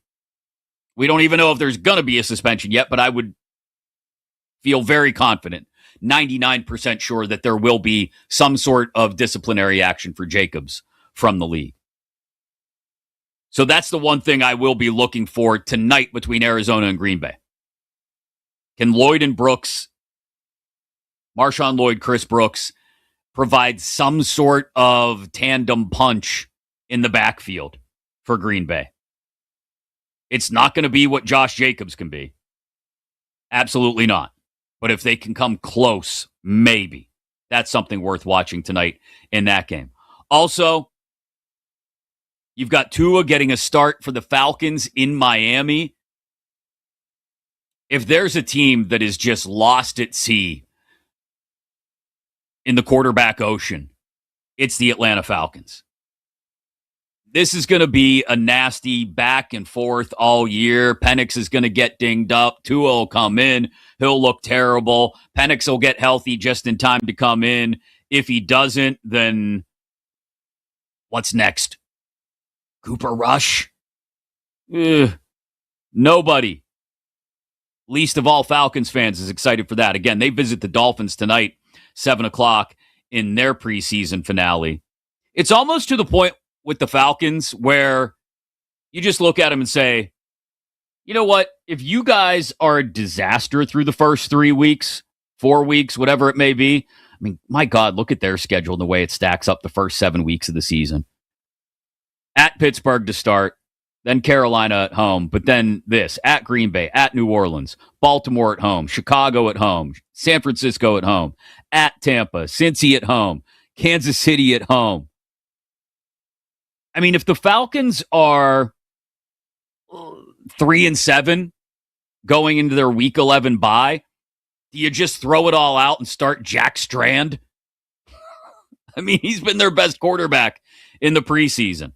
We'll see if that continues. Again, the Falcons are at the Dolphins tonight. That's something else to keep an eye on if you're looking at reasons to watch preseason finales tonight and tomorrow. Another one, tomorrow, the Lions are in Indy to face the Colts. Are you really going to back up Jared Goff with Josh Dobbs and Luke Altmaier? I brought this up earlier in the week. If there's another quarterback position, granted they're in better shape than Atlanta because they have their established starter. But if there's another quarterback position beyond the starter that feels a little lost at sea, maybe it's the Chargers with Lance and DJU behind Justin Herbert. But this would be up near the top of the list. I mean, if Jared Goff gets dinged up at some point, who are you going with? Between Dobbs and Altmaier. Altmaier's looked all right during the preseason, yeah, but I'll be curious to see how much each of those two plays tomorrow against the Colts and how they both look. And then, speaking of backup quarterbacks, a guy who is trying to desperately hold on to his slipping grasp of a backup job in Minnesota, J.J. McCarthy. How much run does he get tonight in Denver against the Broncos? Is it split? Does Carson Wentz get most of the first half and then McCarthy the rest of the game? What's it look like, and how does McCarthy look when he's in there? Wentz is just the more dependable veteran backup. I know Carson Wentz is not going to go out and steal you any games. If you're without Kyler Murray for an extended period of time, you're going to be in big trouble. But if I'm asking someone to just come in and be remotely dependable, it's Wentz over McCarthy. And if McCarthy's going to be your QB3, why are you even keeping him around? Would you look to trade him to one of these other teams that's quarterback starved behind their starter? And is anybody giving anything up for him anyway in the first place? One last thing I want to keep an eye on in these preseason finales, and it's tomorrow. It's the last game of the preseason. And then we can thankfully all turn the page to September and real football that counts in 12 days. Tomorrow night, 6 Eastern, 5 Central, in Nashville, the Titans host the Bears. Cam Ward still has not completed a pass to Carnell Tate in the preseason. Does that feel weird? That feels weird to me. There's something about Cam Ward that's just off to this point. Had one decent drive in the opener against the Niners, and then was bleh. I think he finished 5 of 12 in that game. Started slow in their second game, came around a little bit, but it still wasn't overly impressive. And I'm a guy that looked at Cam Ward's performance down the stretch last year and said, okay, this is good. Dayball's going to come in, give him a swift kick in the rear end, and get Cam Ward going in the right direction. I don't like Brian Daboll as a person. Seems like a bit of a jagoff. But as far as getting something out of quarterbacks with some tough love, he seems like he could be that guy for Cam Ward. But Cam Ward and the limited preseason action I've seen him in looks more like the guy we saw the first 7 or 8 weeks of last year, which is not good. And Carnell Tate is supposed to be the guy who helps him unlock this, right? The dependable wide receiver one, and I think we all expect a ton out of Carnell Tate. That's why they drafted him where they did. I got to start to see that connection happen tomorrow night. I mean, even if it's just as simple as Carnell, run a little 5-yard slant. Stick the outside foot in the ground, get inside, and just let Cam fire a laser beam right into your chest, get your hands up, catch that thing. Let's just start to get it going. Because the longer we go without, the more I have curious concern, is probably the best way to put it, about whether we're going to actually see that connection take off. So that would be one final thing, I think, to keep an eye on in week 3 of the NFL preseason, which is underway. 4 games last night. Like I said, wraps up tomorrow night in Nashville between the Titans and the Bears. And then we all sit around and wait another 10 days after that, 11 days after that, for real NFL football. The Cowboys have been curiously quiet. They have. I need Jerry Jones to go out and say something or do something that makes all of us mad. I need that to happen. Do the Cowboys need that to happen? Are they happy to be somewhat flying under the radar with a lot of people expecting them to challenge the Eagles for the NFC East division title? Going to talk to one of my favorites from Dallas, RJ Choppy of 105.3 The Fan and DF Dub will join us next here on Westwood One Sports.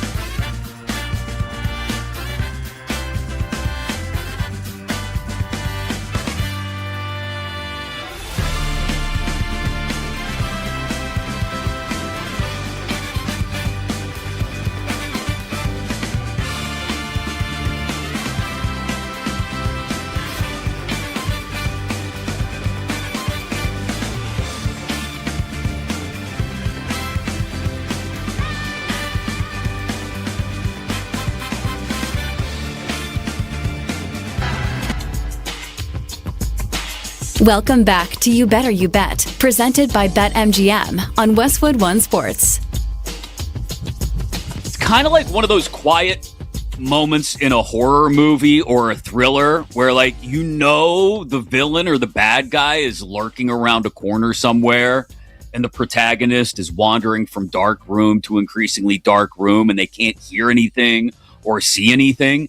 The Cowboys are just out there lurking and they're not making any noise.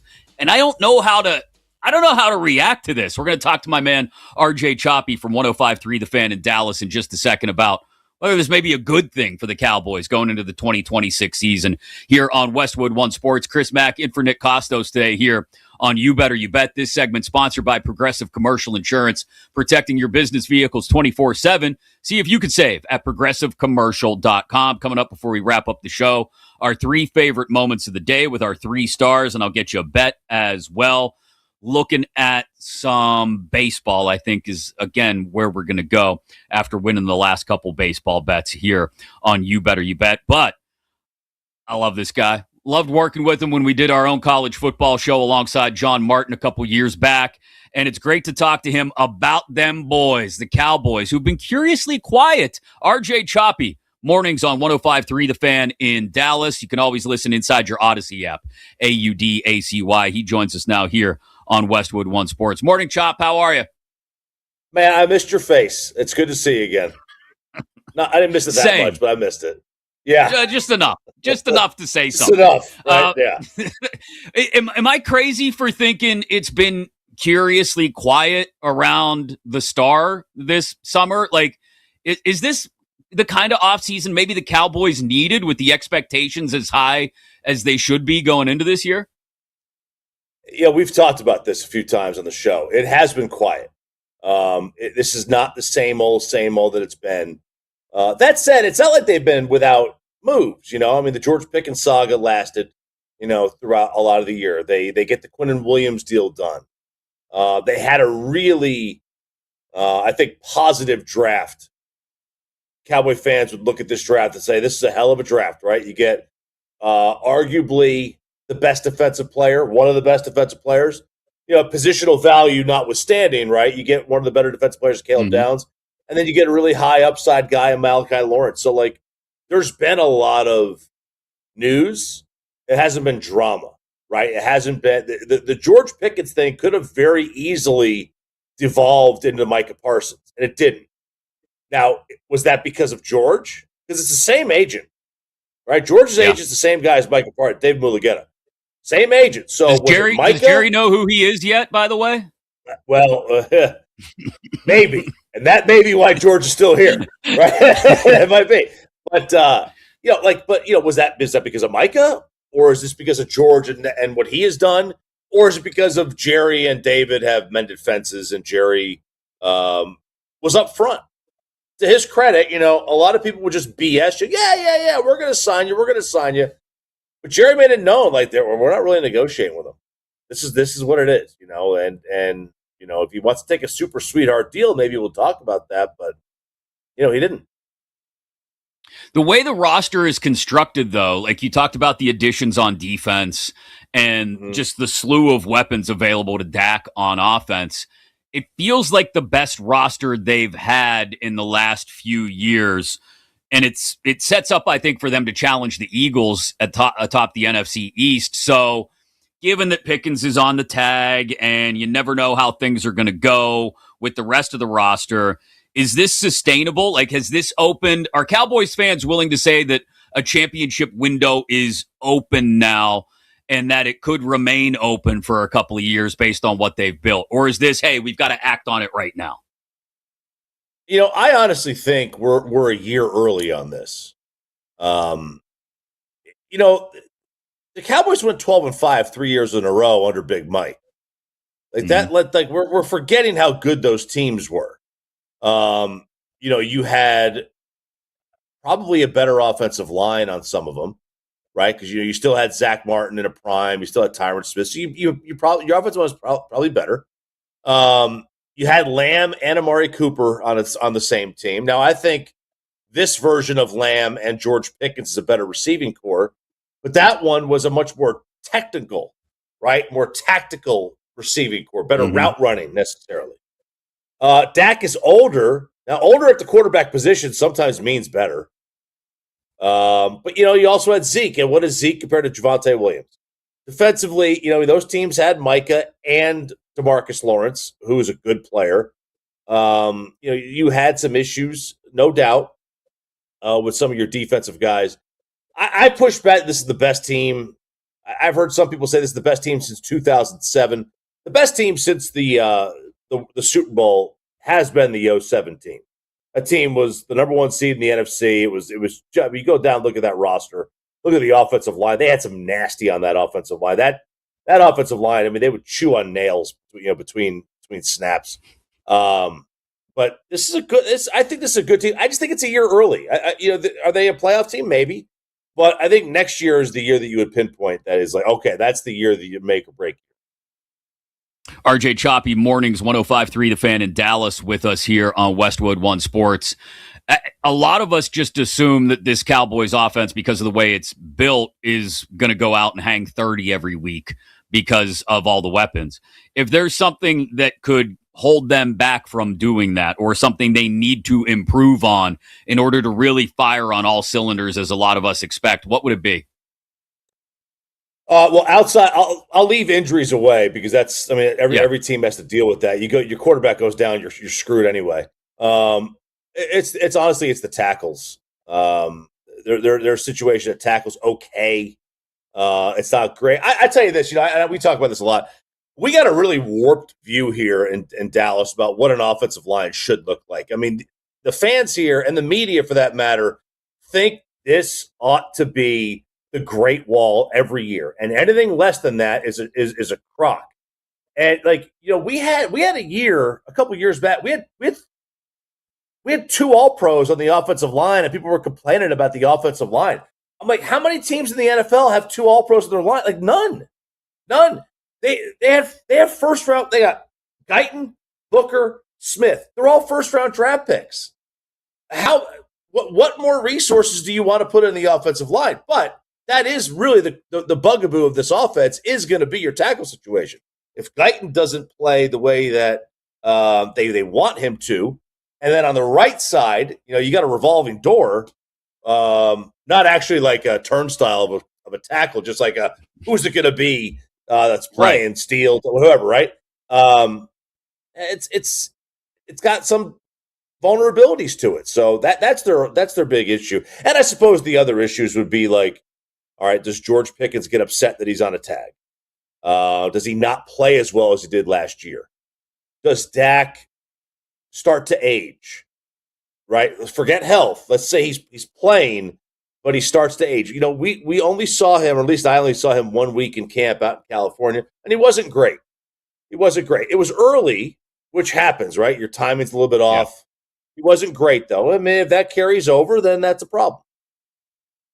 RJ Choppy from The Fan in Dallas with us here on Westwood One Sports. If that's the questionable part of the offense, the tackles especially, what is it on defense? Because it feels like they've done everything they can to try and address. I know you can't address every single hole in a defense that was as poor as the Cowboys' defense was at times last year in one single offseason, but they go out and get Gary to address the pass rush. They go out and fortify the secondary, especially with the Caleb Downs draft pick. Where's the soft spot, or what holds them back from just being a middle-of-the-pack defense, Choppy? Because that's all I think they need to be, just a middle-of-the-pack defense and not the worst in the conference. All right, couple things. One, age from an edge rusher standpoint. That means both youth and age. Like Von Miller's an old guy. Malachi Lawrence is a young guy. We don't have a whole lot. Ezra Rocco's a young guy. We don't have a whole lot of, history of success from those two guys. Now, obviously, you do for Von Miller, but what is he going to be? I know he had 6.5 sacks last year, but were those the only 7 plays that he beat his lineman on? That's a problem. Linebacker coming into this year, into the camp, we thought was a big problem. Jayshon Barham has really stepped up. They're hopeful, with Winters as well and Overshown. His health is a major issue. In the secondary, They obviously bring Caleb Downs in, first-round draft pick, but, you can't expect a first-round pick in the secondary to be, he's not going to be Ed Reed week one. It's going to take some time. Their defensive coordinator, Christian Parker's never called defense. There's a time on task with him, what is he going to be? Like, we know that he could coach the secondary, but we know that he could coach somebody else's system. What's his system going to be like? How is he as a coach of linebackers and defensive line, right? They brought in some new guys at corner, Kobe Durant, who they like. Savon Revel is a second-year guy. He's battling injuries. Deron Bland has been he's highly paid, but he hasn't recovered from his previous injuries. So you've got some questions. There's enough questions on the defense to keep you wondering. But the number one thing is, what is Christian Parker's defense going to look like in terms of him as a coach? And then, of course, some of the youth and experience. If this thing gets sideways at any point and doesn't reach the bare minimum of expectations, which I think would be getting back to the playoffs, we know the GM isn't going to fire himself. So who's going to bear the brunt of the responsibility? Is it going to fall on Brian Schottenheimer? In a way, yes. But is the offense scoring 30 points a game and the defense is still allowing a lot of points, then it might not. I honestly think Shotty is here. I don't think that Jerry's not. He's not going to pay you to sit on a beach, right? He's going to let you run out your contract, and that's just the reality of it. Now, he maybe do the last year, but he didn't do it with Wade. He didn't do it with Mike. He didn't do it with Bill. I just don't see it happening. So I think Shotty's here. I don't know that anyone's going to bear the brunt of the responsibility. That's not really how it operates here, man. This is the world's biggest mom and pop. It really is, and it just doesn't. They have who they like who they have, and he's staying. So maybe I should rephrase that then. If things get sideways at some point and they're missing the mark or not meeting expectations, even if it's just during the course of the season, they go on a tough stretch and you look up and they've lost 3 of 4 or something. What is it going to be that draws Jerry's ire when he's standing there with 35 guys with microphones and cameras around him in the tunnel after the game?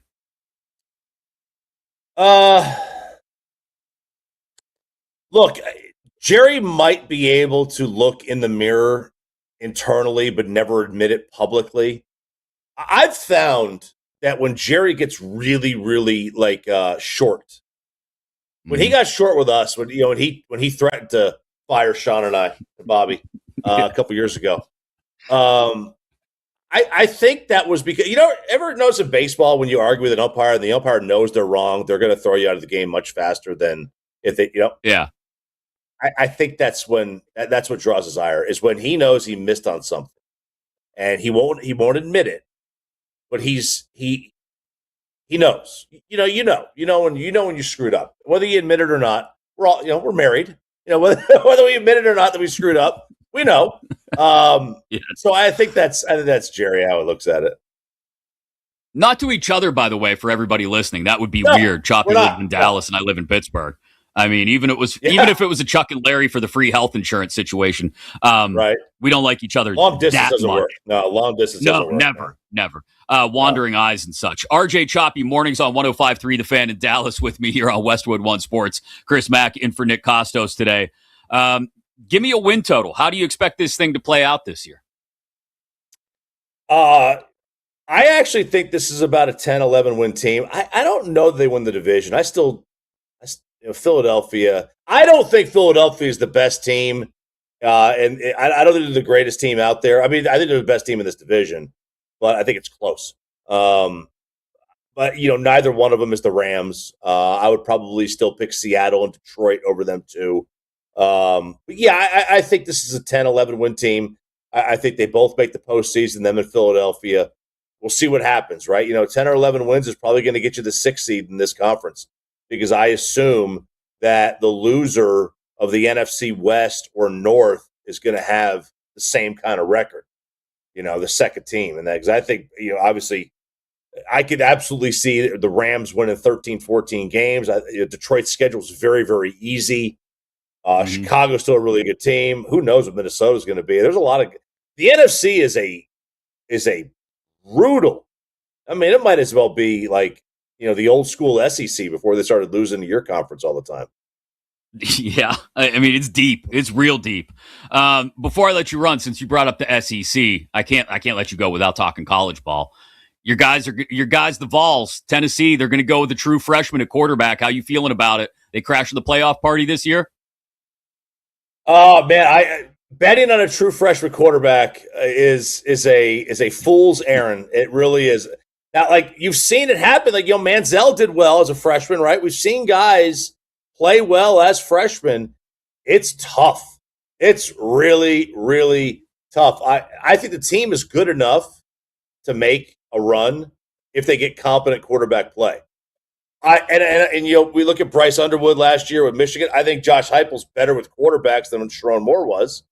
Plus, he's got less things to worry about. A few less distractions. Yeah, right, less distractions. So I trust that Josh Heupel. If Faison Brandon is accurate, Josh Heupel's offense is going to be on cruise control. I mean, it just is. So I think it'll be a good team. I think it'll be a better team than many people think. Crash the playoff party with a freshman quarterback in that conference with that schedule. That's tough, man.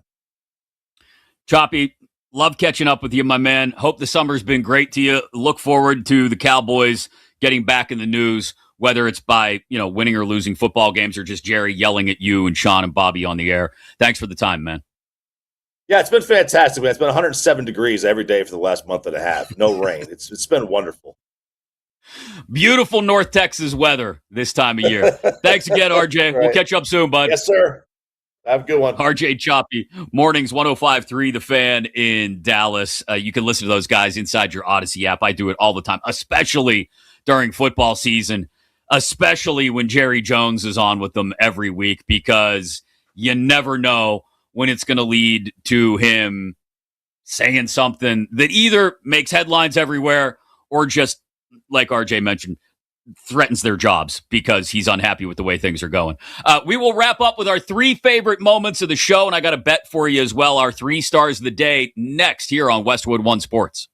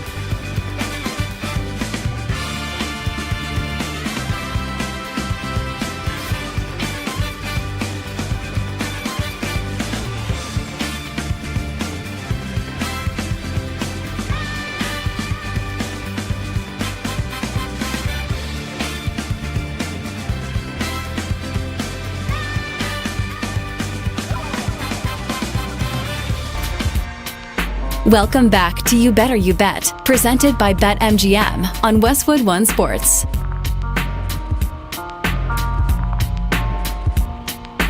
Get ready to wrap up the show with our 3 favorite moments of the day. Our 3 stars coming up. Plus, I got a bet for you as well. College football is back, baby. It's not 0 in my book. You can call week 0 all you want. There's college football to watch starting at noon Eastern tomorrow. Cannot wait. And college football fans, get in on the action. Inside the BetMGM app right now, BetMGM customers can take advantage of a college football boost token from BetMGM. Check your account. It's sitting there waiting for you. Apply the token to an eligible college football wager and get in on all that action. From kickoff through the final whistle, BetMGM, make it legendary. Please gamble responsibly. I told you earlier in the week, TCU laying 7.5 against North Carolina. It's out to 8.5 now. I hope you got it earlier in the week, so you don't have to lay that extra point. Giving you a couple baseball bets so far this week. I think we hit on a couple of them. And I got another one for you tonight. Tarek Skubal going back to Detroit with the Dodgers. And look, part of me, just as an emotional baseball fan, wants to find a way to fade Tarek Skubal going back to Detroit. The Dodgers are ruining baseball. I shake my fist jokingly like an old man yelling at a cloud, but I really do think that's true. That being said, if I'm betting, I can't let my emotions get in the way. And even though his ERA has been a half run higher since joining the Dodgers rotation, I'm going to dive into the strikeout numbers. And for Skubal anyway, his strikeout numbers have actually ticked up per 9 innings, if you look at it since joining the Dodgers rotation. Now, you could argue with me and say that's off the back of 1 start and 11 strikeouts in 7 innings against the Pirates this past weekend. Maybe, but that's also his most recent start, and he's only listed at 6.5 Ks tonight in Detroit against the Tigers. So I'm going to take the over. It's a little juicy. I want to say it's like minus 120 maybe at BetMGM on Tarek Skubal's K-prop tonight, but I will be going over 6.5 Tarek Skubal strikeouts for the Dodgers against the Tigers tonight. Actually, might be even juicier than minus 120, but I don't care. I think it's worth it. I think he's going to hit over 6.5 Ks. Let me just double check the number for you to make sure I've got it right. Oh, it's real juicy, minus 155. I still think I'm laying it. Skubal over 6.5 strikeouts tonight in Detroit for the Dodgers against the Tigers. It's been a time. I hope you are ready for your weekend to get started. Before we wrap things up, though, and hand it off to Bleck and Abdallah, I got to get you our 3 favorite moments of the show, our 3 stars of the day. Let's go. 3. I've heard some people say this is the best team since 2007, but the Cowboys went 12-5 3 years in a row under Big Mike. Like that, we're forgetting how good those teams were. This is a good. I think this is a good team. I just think it's a year early. Are they a playoff team? Maybe, but I think next year is the year that you would pinpoint. That is like, okay, that's the year that you make or break. My guy RJ Choppy from 105.3 The Fan in Dallas joined just a few minutes ago. We talked about the Cowboys curiously flying under the radar this training camp and preseason. They got all the pieces put together on offense. Maybe some questions at the tackle spots, like Choppy said. They did what they could to fortify on the defensive side of the ball, add Rashawn Gary for some pass rush, add Caleb Downs in the draft. I think that defense can be at least middle of the road, and if it's middle of the pack, that's all the Cowboys need if they're scoring 30 points a game. I think they're going to challenge the Eagles for the division title. Choppy says, Cowboys fans, just pump your brakes a little bit, though. Maybe still a year away from contending. Our number 2 star of the day. 2. He's Bill Belichick. I mean, it's got to work at some point, right? I mean, as good as a coach as he was, and okay, yeah, he had Brady and all that, his eye for personnel development, it kind of got lost over the years. And that was kind of the problem. TCU's the way better team. I think North Carolina's going to be a little spunkier tomorrow. I think they're going to be all right, especially on defense. Pete Futak of collegefootballnews.com. He'll be co-hosting with me tomorrow from 11 a.m. to 4 p.m. Eastern here on Westwood One Sports. BetMGM Game Day. We'll be talking a ton of college ball, including that kickoff classic between TCU and North Carolina. He thinks the Tar Heels will be frisky tomorrow. I think TCU is going to pound them, but we'll find out tomorrow at noon Eastern when we start playing ball and stop arguing about temporary restraining orders and which guys are allowed to come back and play and which guys aren't. Our number one star of the day? 1. Well, I said it on my show last week. I do think Drew Aller is going to have a better NFL career than Fernando Mendoza. I mean, I'm as high on Drew Aller as you possibly could be. Chris, I don't know if you're ready to buy into the hype. The QB of the future in Pittsburgh, love Drew Aller. Pat Boyle from BetMGM tonight, which you can hear starting at 6 Eastern right here on Westwood One Sports. Trying to get me gassed up about my Penn State / Steelers quarterback, my guy Drew Aller, saying he's going to be better than Mendoza. I don't disagree. I don't. It's so early. The one thing I've seen from Drew Aller, from Ty Simpson, from Carson Beck in the preseason that I haven't seen from Mendoza is the ability to not panic when dudes are in their faces and to break the pocket, and while they're rolling away from pressure, keep their eyes downfield and continue looking for a place to put the football. You saw Aller do it a week ago against the Jets with a beautiful throw as he was rolling to his left, and Ty Simpson did something really similar last night against the Chargers, rolling to his left, threw it back across his body a bit for a touchdown. We saw Beck in his limited time in the Hall of Fame game for Arizona look sharp as well. They all look, even in the face of an NFL pass rush, which is undoubtedly faster than any other pass rush they've seen at the college level over the years, they've all looked relatively calm. Whereas Fernando Mendoza has looked a little skittish, a little scared, a little panicky even. So I don't disagree that right now, if you ask me to rank those four, the top 4 quarterbacks taken in this year's NFL draft, Mendoza would be 4th. And he was taken with the 1st overall pick. I understand the itch. Hey, you got that quarterback, man? I understand the itch Raiders fans have to get Mendoza in there and to see him sink or swim. But I just fear that right now, if you threw him in there, he would sink like a rock to the deep end of the pool. And I don't think he's quite ready to swim yet. It's going to take some time. And I know you can only do that with reps, and the preseason is over now, at least for the Raiders. But it's going to take some time, I think, for Mendoza to get there to be ready to throw in ahead of Kirk Cousins or even ahead of Aiden O'Connell. It's been fun filling in for Nick Kostos this week here on Westwood One Sports. Chris Mack here on You Better You Bet, presented by BetMGM. I will be back tomorrow from 11 a.m. to 4 p.m. Eastern, 8 a.m. to 1 p.m. Pacific with Pete Futak on BetMGM Game Day. We will talk all things college ball as week 0 gets kicked off. Also have an eye towards the final couple remaining preseason games in the NFL. And then I'll be back Sunday as well. Yeah, no days off. I'll be back Sunday, same time from 11 a.m. to 4 p.m. Eastern, 8 a.m. to 1 p.m. Pacific with Kate Constable for another edition of BetMGM Game Day.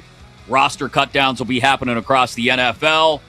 We'll be talking college ball and getting you ready for the NFL regular season, which is now just 12 days away.